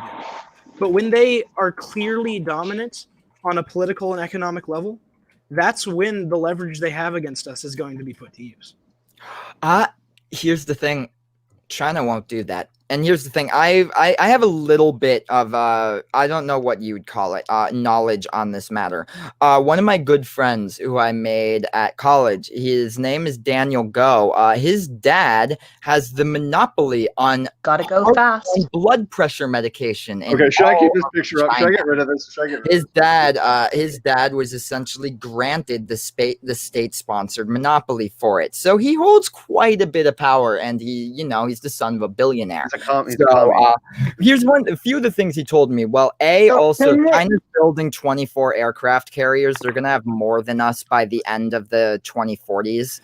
And also because they want to push us out of the South China Sea, which they're going to be able to do once they have a bigger navy, because we will just retreat. The other thing is China will never want to publicly flex its power, because the second it publicly flexes its power is the second it also needs to admit to its people it's been doing all the shitty things it's been doing. The truth is, China is going to keep that secret and keep pulling the strings from behind so they can constantly maintain this balance of power until they have everything. That's not going to be for a long, long time, but China is fucking patient. You know what they called the century before communism? They called it the century of shame. And what they're doing now, essentially, is they're playing the long game. We're not going to see a bunch of shit happen, and it's not going to ever happen all at once. If it happens, it's going to be like our grandkids will wake up one day and find out they're learning Mandarin in school. Well, China like that. China is a growing power. Mandarin is quite a nice language. They're only going to last. No, so China is a growing power, yes, and it is a long-term threat, definitely more than Russia, because Russia's scaremongering. People who think Russia's a threat, hey, politicrat, Russia is a declining country. Basically, it's an appendage of China at this point. I'd like to get a point in about the something politicrat is trying to that we speak. were talking about. Yes, I'm trying to speak. Okay. What I was saying, so China is the long-term threat. However, it even after it reaches if it eclipses the U.S., it would only do so briefly. Then China is going to be balkanized within the next 100 years. Russia is going to be balkanized within the next 50 years. China balkanizing. You're thinking too much into warring states. Period. No, I'm not. I'm not even thinking of that. I'm talking about in terms politicrat. I've only got we're almost at like the 3-hour mark in this live stream, so I don't know how long you usually go on this stuff. But the longest one was 3 hours. Quite a bit longer, actually. He is quite the endurance. All right. Well, I'm not going to go Joe Rogan this whole thing, but did you want? We're like onto China and all this sort of stuff. Did you want to stick? Do you want to move on to geo? Yeah, exactly. We're on geopolitics now. Are we going back to the riots? Okay, you know what? Let's do instead. Yeah, we never actually got to talk about that. No. Okay. Global politics, America, world police. So I've been looking at some things lately, and so let me get this image off of here because I don't want to be canceled in the future. It's Mickey Rooney from Breakfast at Tiffany's. That's the graphic I have up in case nobody sees. But okay. Anyway. Hey, can I just 1 second before we go back to whatever? No. Okay, no. We've done like every one of us. Whenever we're about to move back to the topic, somebody says, "Wait a second," and then that moves us completely into further away. Exactly. So what I was saying was, what do you guys think of this idea? But I just feel like I haven't been able to speak, and I really would like to just interject. If it's about the riots and the protests or anything, it's 100%. You can say something right now. Huh? I said, as long as it pertains to the topic, I will let you say anything right now. The topic of the riots and the protests. Oh, all right. I guess I will. I guess I'll not say what I wanted to say then. Fine. What did you want to say? I was just gonna say, look, the problem I can see with having, because yes, we could probably publicly fund those municipalities to have the private police force that, then I think what that's inevitably going to lead to is just like with the every other social program, it's going to lead to conservatives defunding that shit immediately, or not immediately, but inevitably. Do you know what I've noticed though? I've noticed that so you have people on the right who call to privatize pretty much everything, like Social Security, now the post office, just like all these services. Yet the one public service, and I find this interesting, and it's just an observation I made. The one public service that they have never called to privatize, not a single Republican has ever called to privatize, is law enforcement. Yes, because law enforcement unions donate to their campaigns. Precisely. And they're big on using the state as a tool solely of law and order and social control. What a lot of people don't realize is that, and this all goes back to basic. Yeah, but are we really trying to argue that the left doesn't do the exact same thing? No. The thing is with it's the same with teachers unions with the left. The thing is, what a lot of people don't realize is unions are. But unions are social control. Unions are special interest groups. It's I'm saying they're both. Both are essentially operating in the way of special interest groups, though. Essentially, this is just red empire versus. I wasn't saying that. The Democrats are not in bed with special interest groups. No, they are. I don't like that. No. I'm not just saying the Democrats. I mean, politics in some ways is representation. Okay. It's the art of representation. It's inevitable it's more like the art interest groups will be represented by one political faction. More like the art of power. I disagree. I think that the politics is the art of creating an ecosystem. An ecosystem? That's interesting. The way to it's not a marketplace. It's not a chess game. Marketplace of ideas. Yeah, exactly. It's a game of. My brain has gone into full recovery mode from taking in so many high-level important ideas. Real quote. Yeah, you ever played the game Go?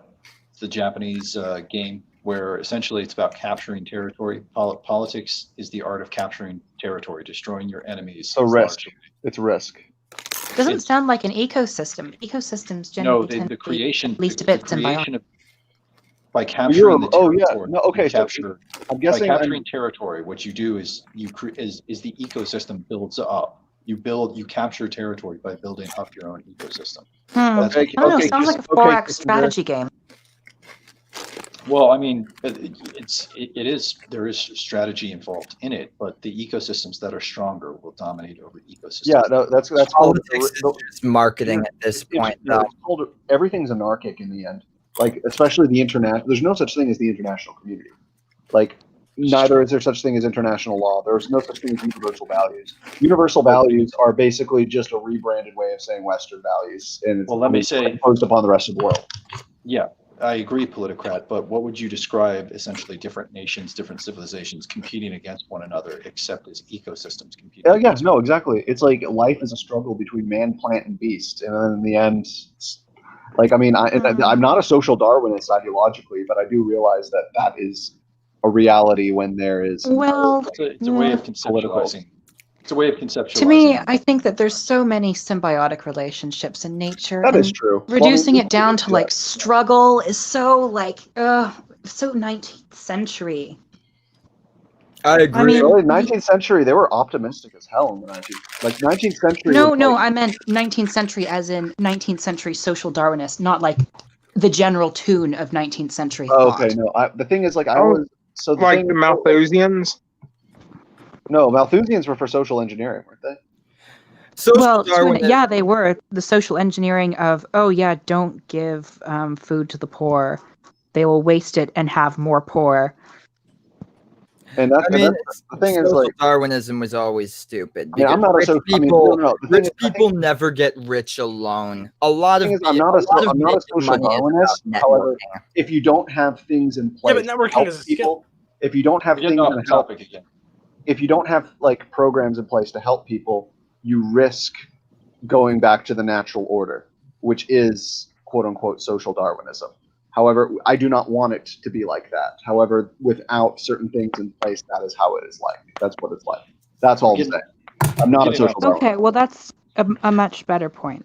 But anyway, getting off topic again. Yeah, we are. So. Okay, so I'm not going to let anybody else say anything else about this. We're going to move back to what we were talking about. Police. What if the privatized police force subsidies get defunded by conservatives? Then what do they? I don't know. I'm not playing. You were like, the conservatives never want to defund the police. And I was like, that's because they're funded by police unions. And then he was like, then the Democrats, politics is an ecosystem. And the Democrats then run a socialism smear campaign against them.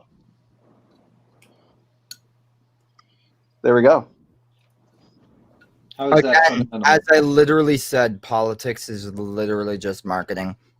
Anyway, so what we're saying, so we're talking about the riots right now. Has anybody else noticed? So I work at a particular in a particular industry, at a particular business, and all I will say is that we work very, very closely with books. A noble industry, yeah.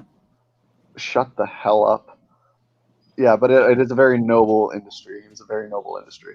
So we work around. Journalism's also a noble industry. It does not mean it won't die. All journalists become whores eventually. But anyway, as I was saying, I work around books. There's nothing so wrong with being capitalism. We had a book. Makes whores of us all. It does, but also we had a book. We had a book that I saw the other day, and it just came out. It's called "In Defense of Looting."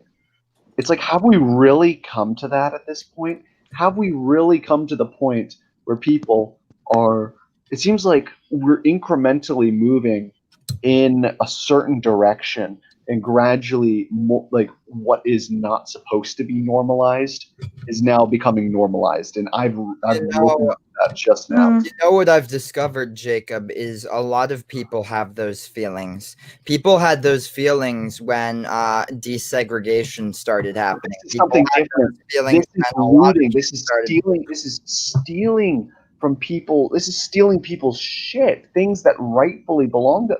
Like, the thing is, yeah, it's one thing if it's like slavery and abolition and that sort of thing. But the thing is, those changes were necessary. But now we are coming to, like, for instance, it was an upward on the bell curve, but now we have since passed over the bell curve, and now we're starting to go downhill, and we're normalizing things that should not 100% be normalized. Because ever heard of Steal This Book? Jacob, I don't believe any of us get the ability to, on our own, decide what should and what should be accepted. I believe, honestly, majority consensus of society is traditionally don't hurt people, don't steal their shit. How is that like some crazy right-wing idea? Don't hurt people, don't steal their shit. How is that insane? That is a moral. That's a good way to live. I agree on that. And if you sterilize that idea, if you think that's such a simple statement, it's. First of all, you can also go back and you can look at most of the looting and stuff is being done by people who aren't actually part of the. No. Most of the people who are looting are just doing it because they're bored and they want to take advantage. They're opportunistic and they're sick of being in quarantine. No. The thing is, okay. So I was talking to my. I love that I'm in a chat where people are trying to defend looting. No, but about 2-3 months ago, I was having a conversation with my psychiatrist, and I asked her what she thinks about the COVID thing. She said it's like really nuanced because like if you open things up, then you're going to have like spikes in cases. But at the same time, what is more important, that or people's mental health too? So you have to kind of look at it like that. She wasn't arguing one way or another, but the thing is, like, suicides are on the rise. People are anxious. People are angry that they can't go outside. And then the thing is, when something like this happens, people like I feel like it was the straw on the camel's back. The George Floyd thing was a complete trigger, and this was went out. They were using that was all their the rioting and the looting. That's all their vented up anger. The thing is, there would have definitely been protests if COVID hadn't happened and George Floyd died. However, what the quarantine really did, like the quarantine, that changed it. That is why people went out and actually rioted. Yeah. And then it was just George Floyd. It was just the straw on the camel's back. I didn't get a chance to say this point earlier, but have you ever heard of Steal This Book? No. I've heard. Okay, it was a very famous book written by a Yippie in the early 70s. So the idea that, kind of, and it was basically justifying how you can find legal loopholes in the system to avoid taxes, sell marijuana, buy marijuana, all this sort of good stuff. And, in a sense, a defense of shoplifting as well. So this was a pretty common and popular idea among the counterculture of the late 60s and early 70s. All we're seeing is, as people's economic situation deteriorate and they become more radical, this idea is coming back to the forefront. It's a response to condition. Change the condition, and people won't support the idea anymore. But the thing is, hold on. But the thing is, so I do think there are times when stealing can be morally justified, but only in like the Jean Valjean, I stole a loaf of bread. Like you broke the law. It's like, no, it's like you broke a window pane. It's funny that you mentioned that, because you know what Les Mis is all about, right? It's about failed socialist revolution. No, they weren't even against a corrupt liberal monarchy, the July monarchy in France. The ABC Society in Les Mis. If you read the book, dude who wrote it was a supporter of the Commune. No, it was not. No, it was not. The whole point of the ABC Society in the book, at least, and it didn't go into detail of this in any of the movie adaptations, but it was a group of disaffected communists, liberals, former Jacobins, and it was anti-authoritarian. It wasn't just communist/socialists. They were. I don't think we were trying to say that, but there were definitely socialistic elements within. No, but it was different. In the book, it talked about there were different factions, like that they were all able to unite against their opposition to the restored monarchy. Didn't they dunk on one of the guys for being a Bonapartist? What? I remember them doing that in the book. Like, who's the main male lead? The one who's interested in Cosette? There are a lot of different. Yes, they dunk on him for being a Bonapartiste. They're like, ugh, liberal. I think what I was going to get on earlier. What my point I was going to get to earlier was essentially that when it comes to looting, I'm not saying looting's a good thing, but I'm also saying it's kind of hard to use blanket statements in a way, because I could say murder is wrong, right? It is wrong to take the life of another human being. Would you agree? I'd agree. In almost every circumstance, it typically is. Now, let's say someone breaks into your home and points a gun at you and shoots at you, and then you shoot at them and you kill them. Is that wrong? Nope. Just kind of like with Kyle Rittenhouse. Exactly. Yeah. You can say that's not wrong, but technically, just like how you can go with looting, you can say, well, technically they were stealing, they were looting. Yes, but technically, you also murdered someone in that case. No, if you're going on a very strict moral code like that, then you should believe that you should receive the punishment for murder. Exactly. Because you murdered someone. No. Okay, so if you are trying to steal something from someone else, or you're trying to harm them or their property, the owner of that property has every right to retaliate and protect his property. Therefore, the person stealing is in the wrong, and the person who is defending their property has every moral right to deal with that person however he chooses. Oh, and I agree. What do you feel about the looting after the hurricane and Katrina, when people needed to support themselves while they were starving? No. Okay, so they were absolutely desperate, because that was the condition, the physical conditions that they were in.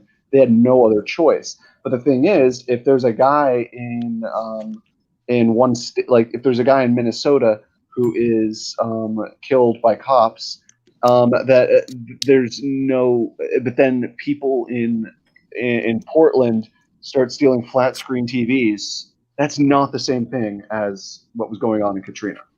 There's no similarity. I'm not necessarily trying to say it's the same thing. I'm trying to say that the situation that is provoked by racial brutality and the virus have driven people to extremes. Oh yeah, if you want to put an end to it, put an end to those extremes. But there's no more. It's to be like, oh, the looting is so bad. It's awful. Well, sure, yeah, but you need to treat the problem, not the symptom. They're all bad. What do you think? What do you think the treatment would be here? Okay, so like, I've socialism, critical race theory, all the things that people hate. I can't tell whether Lapis is actually being serious here or not. But it's pronounced lapis, like lapis lazuli. I 100% agree. I think we need wealth redistribution on a fundamental level. Hey, Will, you should become a distributist. I think Outremer could tell you about that. He's praising Satan, so I think that pretty much excludes him from that. But fun fact, distributism. Are you a Satanist, strange seconds? Distributism is actually the origin of social justice. No, I'm a dudist. I mean, I'm technically a dudist priest, but I'm basically an atheist.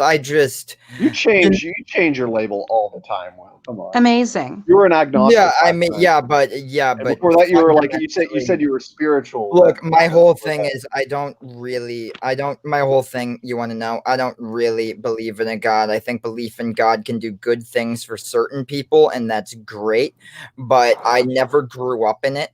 When I grew up, my dad would crack jokes that God was just a dyslexic dog. You know, like that type of stuff. Like that's what I grew up on, you know. My thing is because of the way I was raised, I will never be able to take religion seriously. It's just me. I'm not opposed to people who are religious. If you want to be religious, that's cool. Have your beliefs. And if you get hope and good feelings from those beliefs, more power to you. But at the same time, I believe religion is like a penis, you know?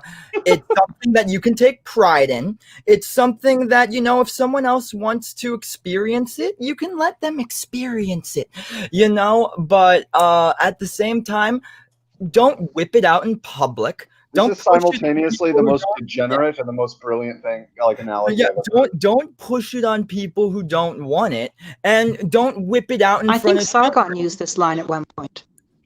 No, I don't believe that's the only thing I could say that I believe against religious liberty is I don't think people should be baptized or indoctrinated or whatever into churches until they're 18 years old and can make up their own minds. Right, but baptism, I don't think you understand the concept of baptism then. It's, you know, that's a general atheist sentiment, though, that religion is like a penis. That is. Yeah, I mean, I'll probably debate that with Mop at some other point since he's the secularist here. But anyway, I am also very secular. Dude, you're an evangelical. I can be religious in my own way. Me? I'm Jewish. Yeah. I'm evangelical. Oh, bro, dude. Yeah, you're evangelical. 100%. Yeah, I love me some Jesus. I want to take. Have you guys ever seen the documentary? Have you guys ever seen the documentary? Have you guys seen Jesus Camp before? That shit is. If you've ever been to a Whitman church, that's probably some extension of my family branch in the Midwest. Interesting. There's has anyone ever seen Jesus Camp though? I have seen Jesus. Okay, so I'm friends with the mullet. So what was your question that was directed towards me earlier, Politicrat? Because I had a couple of points that I wanted to make, but I said because Will was talking about like he doesn't see himself ever being able to go to like turn to religion. Didn't you view yourself like that too at one point? Yeah, I thought I was a Nietzschean atheist. I'd love your sell on religion. And then you found the Lord. I'm not here to sell you on religion. I mean, at least he's a Catholic and not some kind of crazy fundamentalist Calvinist. And you know what? Yeah, of course I was never going to go. Pope said he was a Marxist. Yeah. That was cool. I respect that. Yeah. And I respect the fact Marxism is a form of Calvinism, you know, and I especially respect the fact that you're a Catholic. Oh my goodness, that makes me want to become a Calvinist. Saying, "Yo, you need to be a Catholic." The thing is I think turning to religion can help certain people, and I think it's something like that. But the thing is, I gained hope back in my life without religion. I turned it around. I used to be a complete and utter nihilist or a Nietzsche-esque type person who believed. No, but you can't be a nihilist and a Nietzschean. I found no, Nietzsche was nihilism and Nietzscheanism is not the same thing. Okay, I maybe. But I remember you were a nihilist. I Perhaps thought you were just he identified with the final men and not necessarily Nietzsche's solution. I personally, what I am. Yes. The final man sounds a bit cool, though.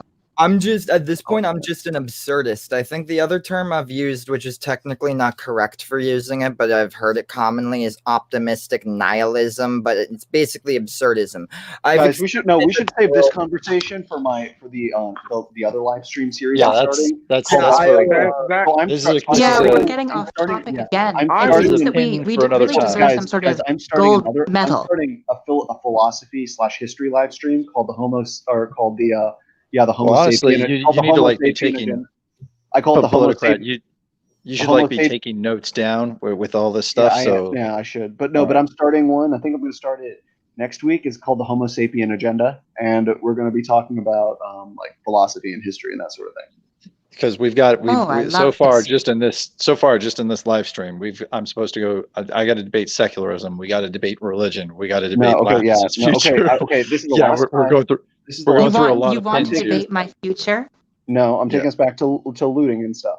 I don't know. I think I've got a pretty good idea, but anyway. I have a point I'm just making a general point on looting and generally stealing, like you were talking about. So there's a lot of different types of theft, right? Taxation, no. Yes. And well, or you could say like. If you were a Marxist, you might say like labor value theft. There's no such thing. The labor theory of value makes absolutely no sense at all because you can have a. Let him finish. Okay, yeah. You know what? Digression. No, that's a point of opinion. You know what? Taxation as a form of theft is. I was making a joke. I was actually more making a joke there. I was basically parroting an ANCAP 10-point or talking point, but I just realized that I'm taking us off topic yet again. And it almost makes you wonder if this has actually been my fault most of the time. It may have. It actually kind of just a bit, but I mean, here. Don't blame I just wanted to make a couple of.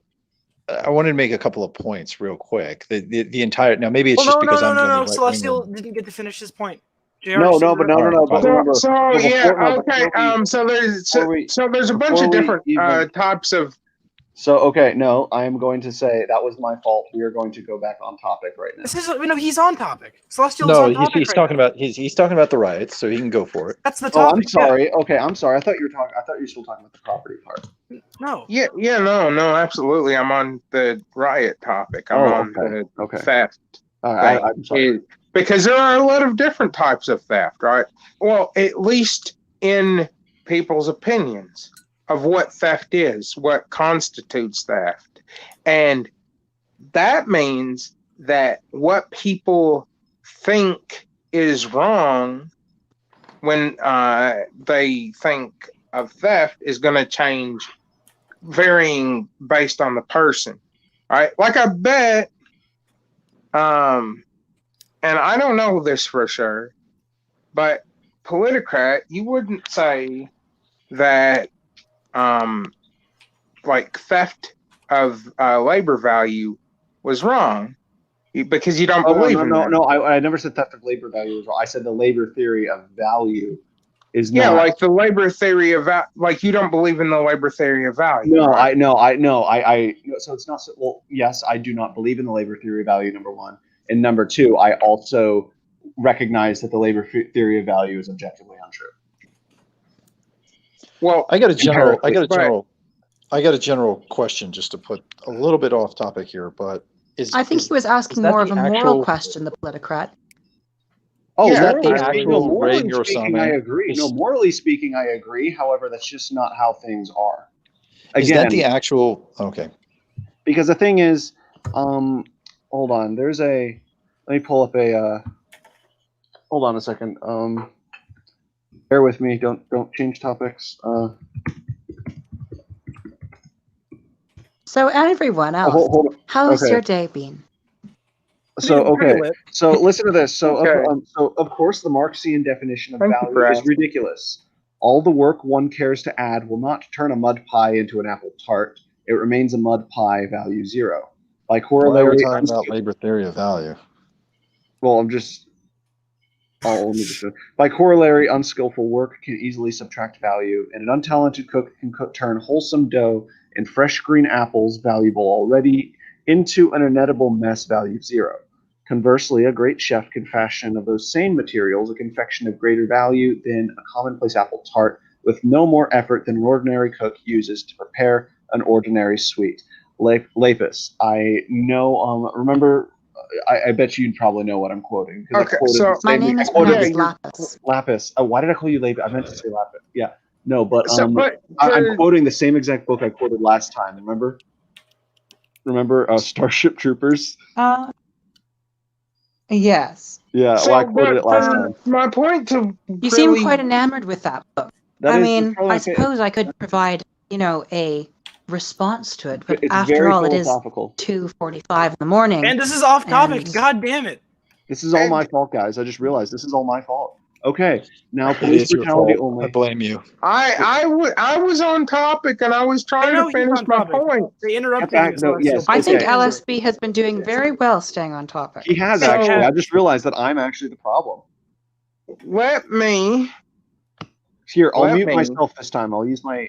I'll be a masochist. Continue on. For my point to work, the labor theory of value doesn't have to be true. It doesn't have to be actually relevant or not but it doesn't have to be real. It doesn't have to be true. It's just that in a moral sense, if we're talking about theft, what constitutes theft is going to vary by person. So if you want to say that theft is wrong, you have to be able to nail down what theft even is to begin with in order to say that it's wrong. Because if you can't say this is what theft is, and this only is what theft is, this is specifically what theft is, and this is wrong, then you can't say it's wrong. Because unless you can give a concise, consistent, clear definition of what theft is, then you cannot say that in every instance theft would be wrong. Oh, sure, but I think, would you like a definition? Why not? So I would say that, do I need to define the word theft, or can I get into a more specific definition? I think you shouldn't go. I think we really do need to take conversation beyond the pseudo-intellectual realm of naming off dictionary definitions. Sure, yeah, of course. So then I would say that outside the scenario of absolute necessity, like you were stealing like Jean Valjean or whatever, just like feed your family, outside of the situation of desperate necessity, taking another's property is like morally incorrect. Well, first, there's a few things that go on in there. One, what is property? And two, what is a desperate situation? Okay, that's fair. I would say a desperate situation is one in which, you are, I'd say out of options. And I know that's definitely, this is all going to be semi-relative. I don't think there's going to be any super hard line on when something is right and when something is wrong. If you have at least $305,000 in your bank account, that can no longer be considered a desperate. Yeah, that's not going to be useful. Exactly. So what I'd say is if you have reason to believe that without taking this action, that you would not be able to, I don't know if continue living in a way that is healthy for you, Because then I'm not super big on objective morality. Oh, definitely. Embrace subjectivity. So embrace postmodernism. I'm not a moral. I'm not a moral relativist, but I'm a cultural relativist in terms of I think pretty much every culture believes that murder is wrong, However, every culture views murder differently in terms of what constitutes as it. So that's how I am on it. So culturally, so like everybody, there are such things as universal morals, but each culture interprets those morals differently. But I'm also taking us off topic again for the umpteenth time. So continue, whoever was talking.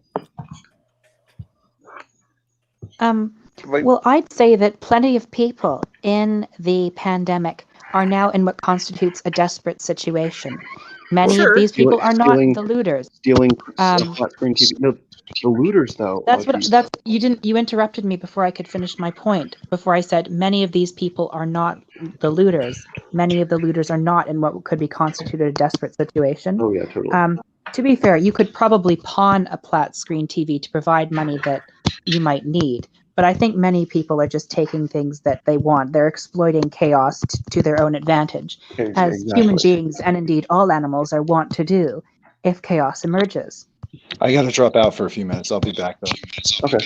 Yeah, I don't think you could make a very strong argument that the people in like New York or Portland busting up the Gucci store were really into right there. Yeah, you don't need.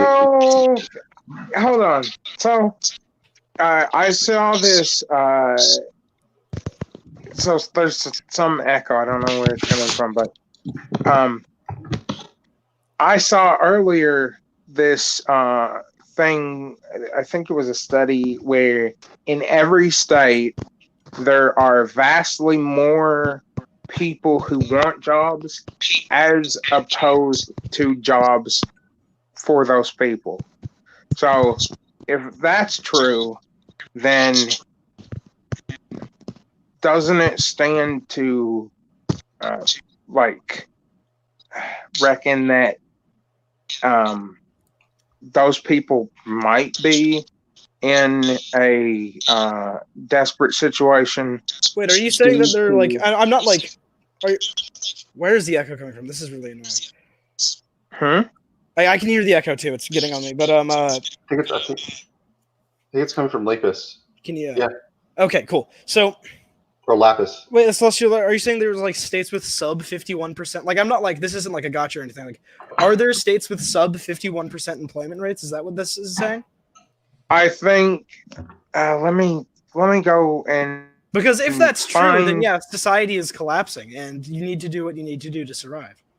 You know that's been the case for a while. Unemployment numbers are only the number of people who are applying for it compared to the entire population. Only about roughly 30% of the population is actually in the workforce. And I am glad that I am. What does that count? No, I don't think that counts people who are working from home though.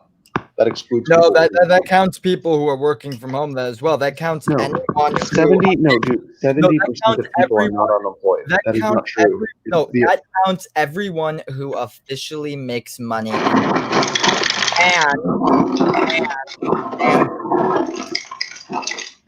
that's a lot of distortion on your end. That was my question. What was I saying? It's officially what was I just on about? I apologize. You were on it about 70% of people are actually unemployed at this time. It's 70% of people employed, 30% are unemployed, which is still huge.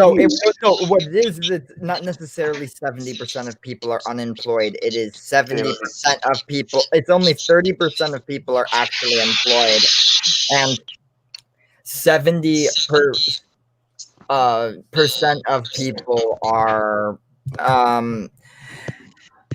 essentially either being paid like under the table or something like that. They're people being paid who aren't paying taxes on it. I kind of doubt that.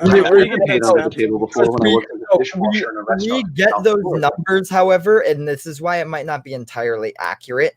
We get those numbers by counting the amount of people who pay taxes.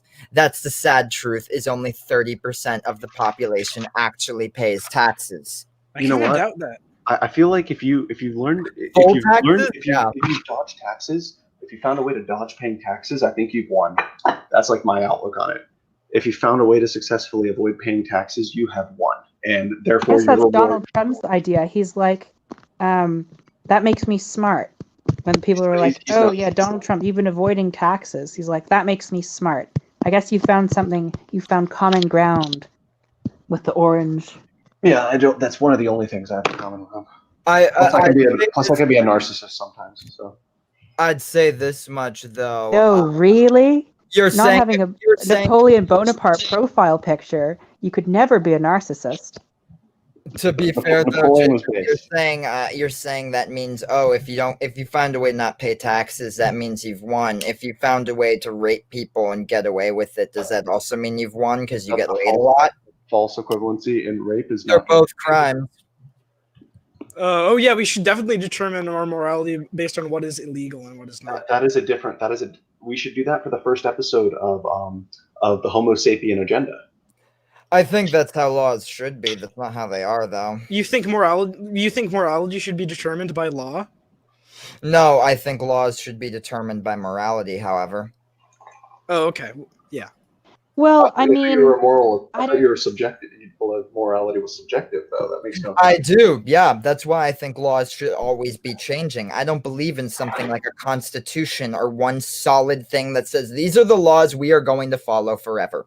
I think, honestly, what we need to do is abide by the living part of the living document that the founders wanted.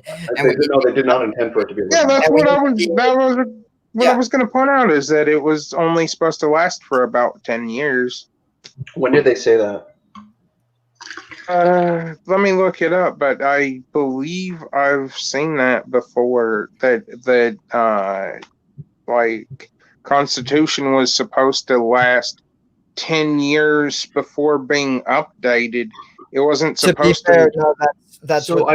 I'd be willing to entertain that. That's what the Bill of Rights was. Though. So I'd be willing to entertain the idea of a living constitution is if it applied to everything but the Bill of Rights. I think it is a dangerous precedent to view the Bill of Rights as a living concept because that sets the precedent to erode certain fundamental amendments. So First Amendment, Second Amendment, Fourth Amendment, which is pretty much already gone. Fifth Amendment, which is also pretty much already gone. And then the quartering act. So then the Constitution isn't doing its job. Yeah, we need to overthrow the government. No, I do think we need to rewrite a constitution. I think we basically problem we have. We need to adopt a principate. I don't think it's laws themselves. We could write whatever the fuck we want on paper, and it wouldn't mean two shits. I think what we need to enforce our laws differently. And I'm talking about it's. You want Caesarism, right? There are, and I know this because my dad actually used to be a lawyer. There are fundamental inequalities with the fact that you can get away with a crime by paying someone who has studied every loophole in the business, every exception you could get in order to make it so you could get away with a crime. Or even if you don't get away with the crime, you get a far lesser punishment than other people who don't have those means. Yeah, we have too many laws. Yeah, we have way too many laws. Suing people is a terrible way of trying to solve big conflicts between people. And in Europe, they don't sue people nearly as much as we do here. Yeah, and the reason being is because in Europe, I've never met someone who sued someone else before. The laws more. Oh, you've never met anyone who got divorced? That's not. Does that count as a suit? Depends. Yeah. Depends how far it goes. It's a civil suit. Yeah. Well, I think I've met people who've gotten. Like, how well am I supposed to have known them? Like, depending on, it just depends how messy the divorce is. Messy divorces can have. Like, I knew the kid of. I've never known anyone who's been in a messy divorce, to my knowledge. Yeah. Oh, in my personal life. One classmate of mine back in high school and middle school was the child of the parents who had the messiest divorce. And not the messiest. It was technically the most. Do I know this person? No, you don't. I thought you were talking about Justin. No, the most expensive divorce in the history of the state. I don't know if I would call divorce getting sued because it's not, but it is engaging someone in the legal system. Oh, theirs went to suing because it can a divorce is like taking someone to court to decide who's getting what asset. It's like suing them. It is a court. Yeah, and you know how much they wasted on that, and it shows just how much money that these people throw and waste and things. They spent to prove a point. 40. Yeah, I think that's fucked up. $40 million That's how much the divorce was. Dollars just lying around. $40 million just lying around. Guys, that could have gone to poor people. This is the socialist in me talking right now. Yeah, it could have, and it definitely could have. It could have gone to the needy. Guess what happened? It's disadvantaged. So, the mother got so desperate at a point that she hired a hacker to plant child pornography on the father's computer, and then hired a private investigator to find that child pornography on the dad's computer.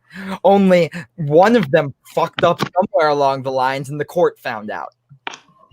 Okay, so is this what I say? So I think that if you so this is like in terms of like cheating and stuff, I think this is way off topic. The spouse off topic. Okay. Maybe we should just end the stream because we're not capable of staying on topic. No, okay, let's finish up. It's also 3 in the morning. Yeah. Let's go. Let's go for another 10 minutes. Final question. Yeah. I think we should just do closing statements now. Closing honestly, statements. like 3 in the morning. Well, let's end on like one. Like I want to close out with talking about the rioting I don't and know. looting. Like we tried. We can't. We are not capable of having this conversation. We've okay. So here we go. Do you think things are gonna? Do you think things are gonna get? When do you think all this is gonna stop? Do you think things are gonna?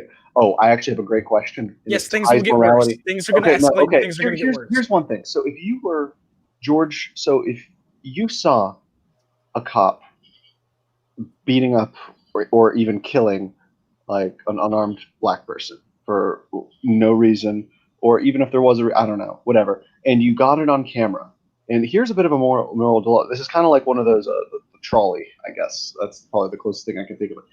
Would you post that video on the internet if you knew it would cause nationwide pandemonium in a in a time where our country is in a very, very, very volatile place? Yes. Yeah. Yes. In a heartbeat. In a heartbeat. We even have to. The thing that MLK said about the white moderate. No. I don't think you understand what I'm asking. Like I'm saying, not because you don't care, but for the sake where you feel like if you did that, it could make things worse. Because it's like bad that it happened and in the ideal scenario, this should be shared. This should be. I'm not arguing one way or another. I'm just playing the devil's advocate here. I know. The white man's burden. And I'm responding to your devil's advocate right now. I'm gonna need to go after this. I do need to go to bed. I have class tomorrow. But essentially, most of the negative symptoms from people who visibly have cancer is because they're in treatment. It's because the chemotherapy itself is killing them in a way. Hair loss, that often is not due to cancer itself. It's due to the chemotherapy. However, would you say that someone, because of those bad things, should not go on chemotherapy? I believe a lot of these issues that we're facing now are a cancer in society. And the only way to root out something like a cancer is through sometimes invasive procedures, And yes, maybe things are going to get worse before they get better. But honestly, we're kind of at a point where we're not going to fucking do anything until they get to the point where it's so bad that we finally actually do something about it. At the same time, though, I don't think you'd want to give the blind surgeon a hacksaw to try to get rid of your cancer. I mean, yes, this is definitely a reaction because people want to see the system changed, but blindly lashing out at it is not necessarily the most effective way to go about it. I could see that, yeah.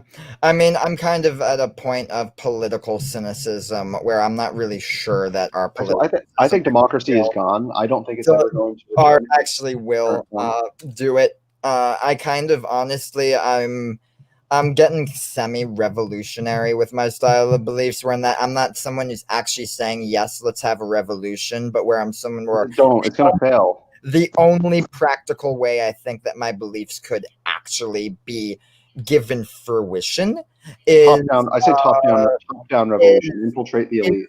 That's so based. Form of that. That's so based. What? I just want to live in a goddamn cabin, a self-sufficient cabin in the woods by myself. Fuck politics. Embrace cabin. in the Woods. Cabin in the Woods. That was a funny movie. Look, it was a funny movie. Fuck society. Okay, live in the woods.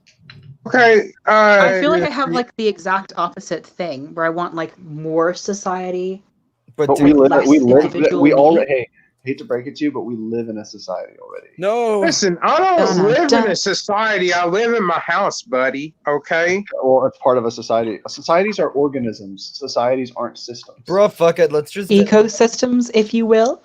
Bruh, fuck it. Let's just eliminate individualism and become the human hive mind. No, that's actually impossible.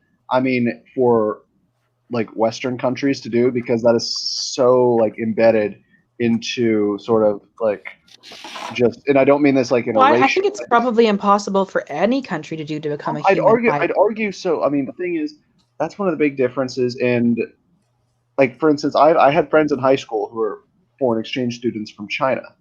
They had like, when I tried to explain like what the concept of like an individual was, they could not really comprehend what I was saying, because they're like, oh no, that doesn't make sense, because in China that's not important. What's important is the family. It's like if you do something, and so they were talking about. So the thing is, in China there is literally no cultural concept of the individual. Almost like, think of like how certain laws of gravity are different on Mars and Jupiter. I think that's probably the best analogy I could use. Well, that's an interesting idea. I think it's probably extrapolating a bit too much from the testimony of like two guys you knew in high school. No, it's not. No. I'm just saying in general, and then also digging in and doing a lot of reading on China from both Chinese sources and Western sources. The core foundation of the Chinese identity is the collective and the family, the concept that all are one under heaven, and that is. And you could lose the mandate of heaven. Okay, can we all just admit that the Chinese Communist Party is a dynasty? It literally is another Chinese dynasty. There's only one, but he hasn't had any kids yet. Oh no, it's modern iteration? Totally. Are you kidding legalism? Me? It's just legalism under the veneer. What do you mean by dynasty? Dude, the Five Fingers never left China. No, the thing is, Xi has the mandate of heaven right now. I get you. Like by that meaning. Yeah, well, he could have lost it had he handled coronavirus badly, but fortunately for the Chinese, seems like their political structure is better adapt to handle the coronavirus than America's hyper-individualistic. No, how dare you make me wear a mask? That's so unfair. I want to do what I want to do with my body. No. They can dig bigger pits faster than we can. They can just dump bodies and execute people who are infected. North Korea barely had any cases because of their very swift healthcare system, aka shooting anyone who was infected.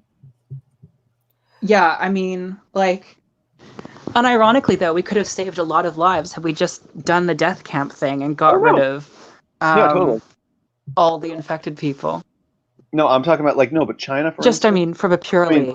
If we're gonna pull an example, governments for instance, authoritarian governments are definitely more effective at doing this sort of thing. I'm not denying that. That's a reality. No. The most from what I've seen, the most effective handling of the situation was by South Korea, with high testing. Oh, no, I never said China was the most.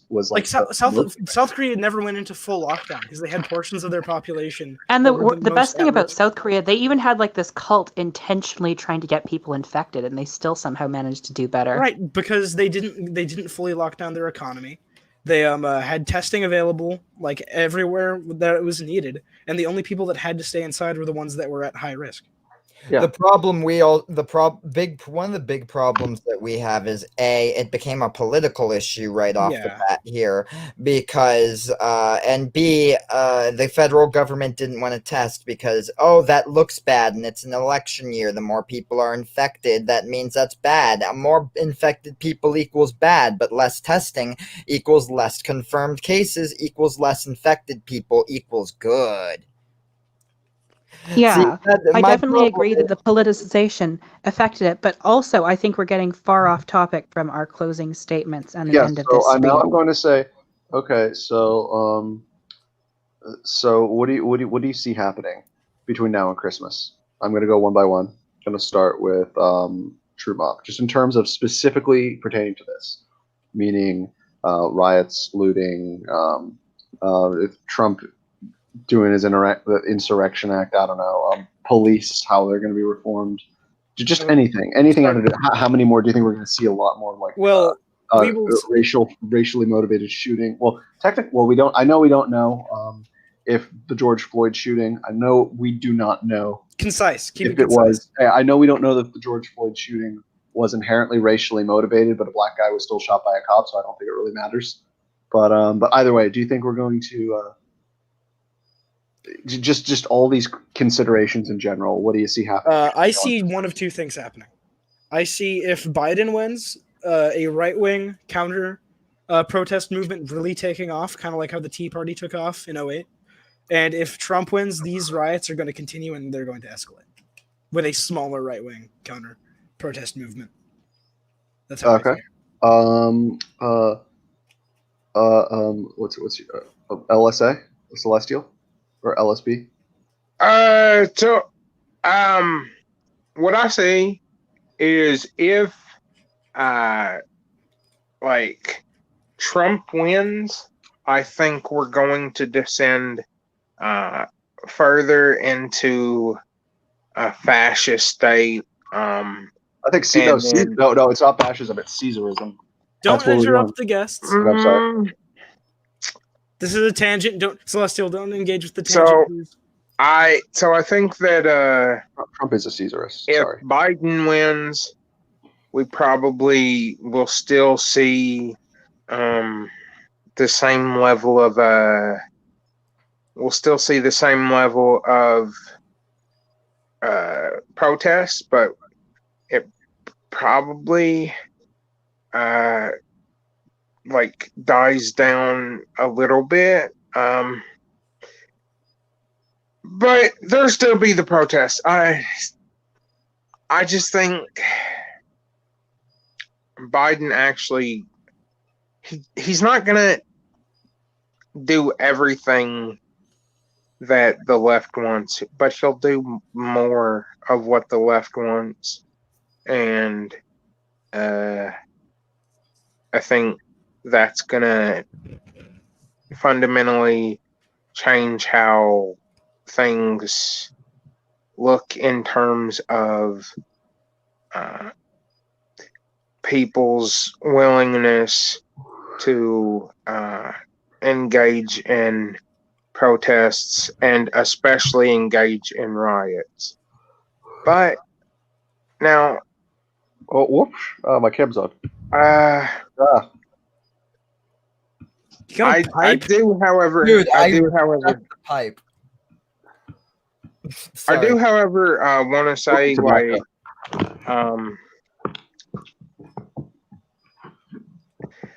while there will probably be protests under Trump, he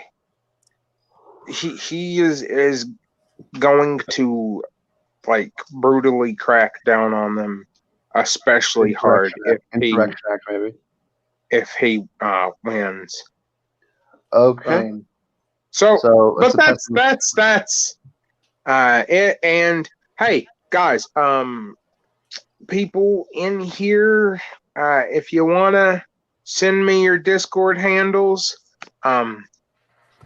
well, I have Mops and I have JR's. So you other two, just if you want to send me chat in the private chat. Cool.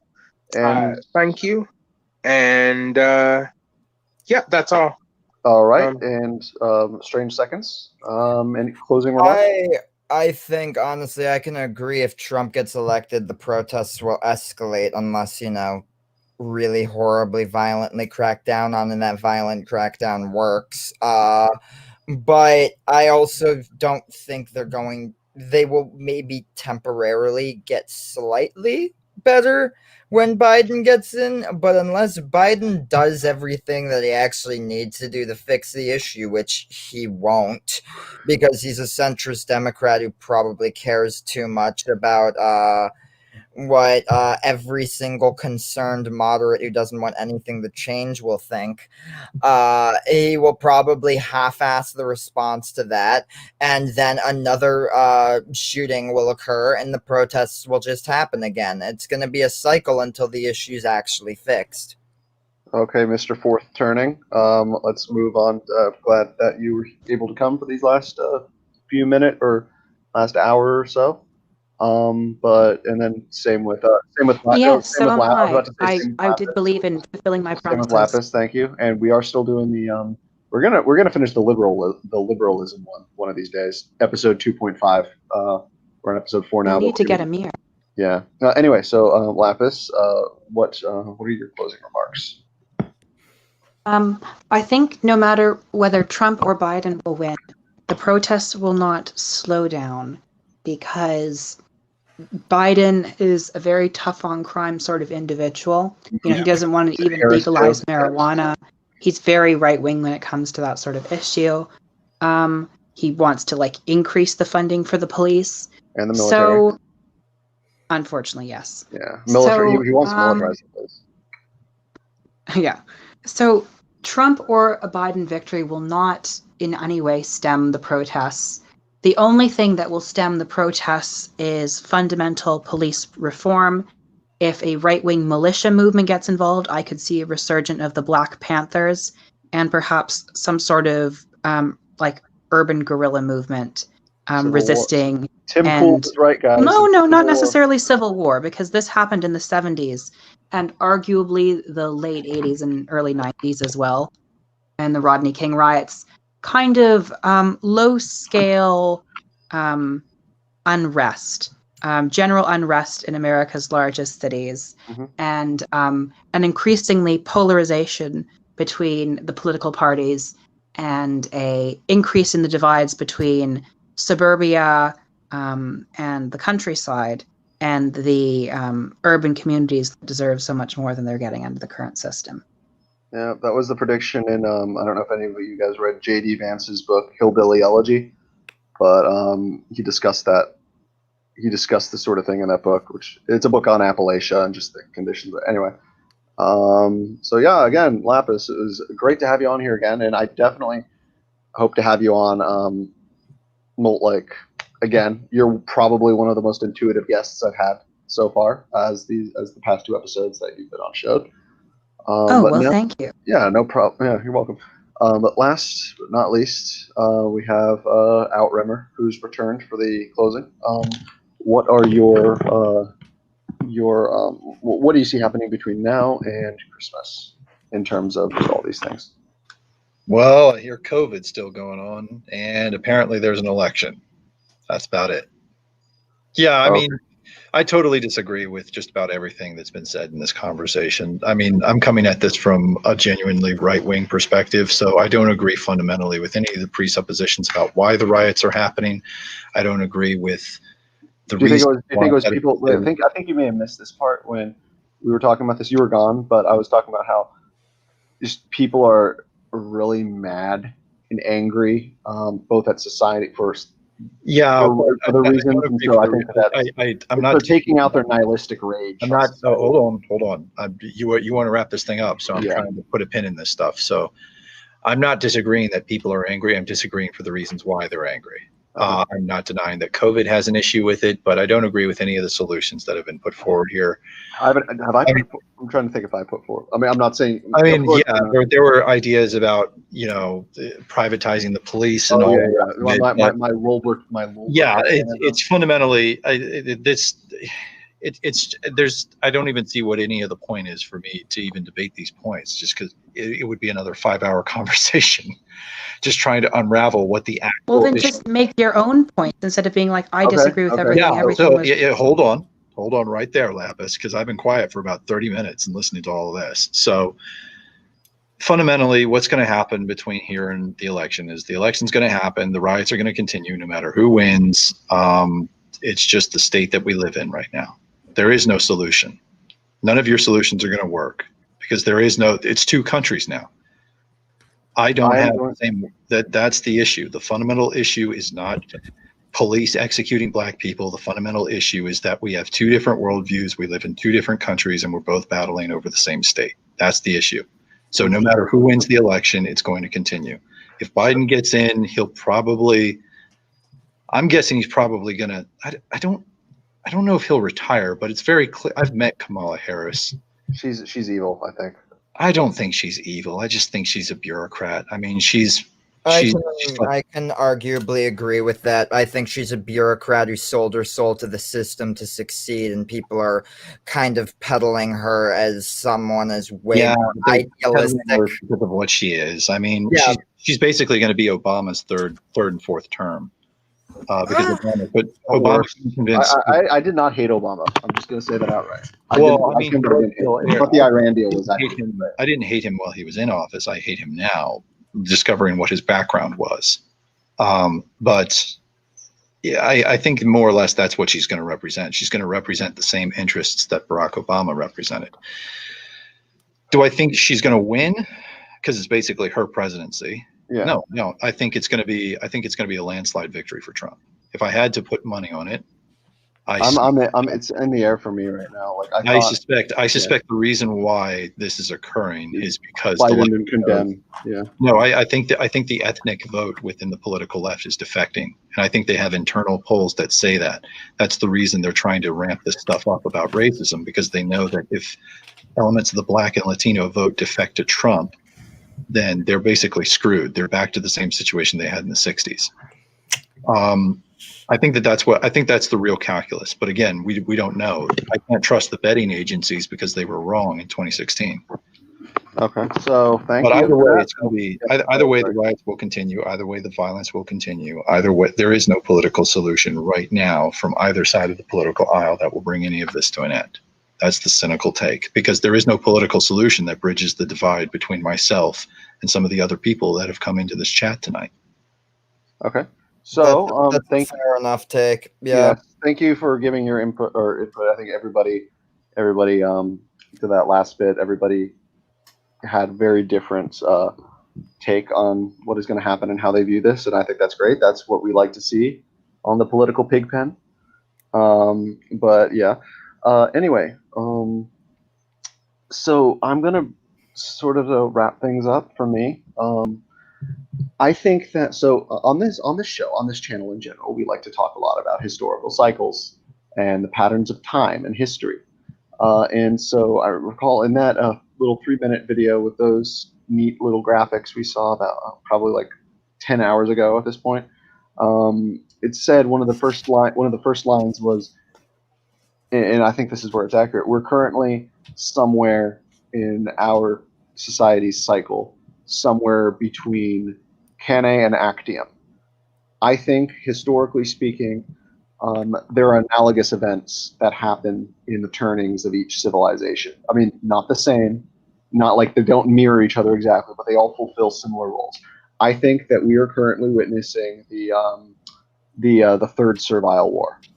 70 BC, I think, was it, or is it 80? But anyway, if you guys ever heard of Spartacus, that's basically. Oh yes. That we're witnessing what Arnold Toynbee referred to as the internal proletariat, people who are in the society but not of it, starting to rise, and it's a sign of a societal breakdown. And so I'm going to end with that, and like I said, I'm probably going to end up making a video on this too, eventually at some point. I have so many ideas in my catalog, and I'm already working on one right now. Or I'm working on two. I'm working on one about Yuri Bezmenov and his, who's a former KGB agent, and his notion of active measures, which is Soviet undermining Western countries during the Cold War, and vice versa, of course, because we did the same shit. But so I'm working on that, and then I'm also working on a video essay on The Road to Serfdom by F.A. Hayek. So peak libertarian right there. And then I'm also doing one on called Stormfront and Social Justice Warriors, which is kind of a little game I played, and it was just a video of me dicking around on Reddit. But anyway. So I'm glad all of you guys could come on tonight. This was our longest episode, and I'm actually really scared that each time the episodes are going to get longer and longer, because we are clocking in just under 4 hours right now. It's all the high quality ideas. Hey, no, high level important ideas. No, yeah, I think that one guy. So I do not like the Majority Report. I never have. I've always thought Sam Cedar, complete condescending ass. But the one guy I did like on on that on his channel was Michael Brooks, who died recently. He did the greatest. He did the greatest Dave Rubin. He did the greatest like impression for everyone. I loved his Reagan impression too. But anyway, I'm getting again. Yeah, but anyway, so it was great having all of you guys on here. I had fun, and I know we were supposed to start a little earlier, but I guess that didn't work out because I had to go to the store. And I'll tell you what I was doing. I was buying beer. That's why we started late. So. If I may ask, I heard you had a pocket knife. What type of knife is it? I don't know. It's actually not in my pocket. It's in my other pocket. I love that. But anyway, yeah, I'll tell you eventually. But anyway. So you're saying that we started late because you went on a fender bender? No, I actually have only had 3 so far, and I've been spacing them out like every 2 hours. That was kind of a mistake. I've been so wrapped up in this conversation that I haven't been able to get through.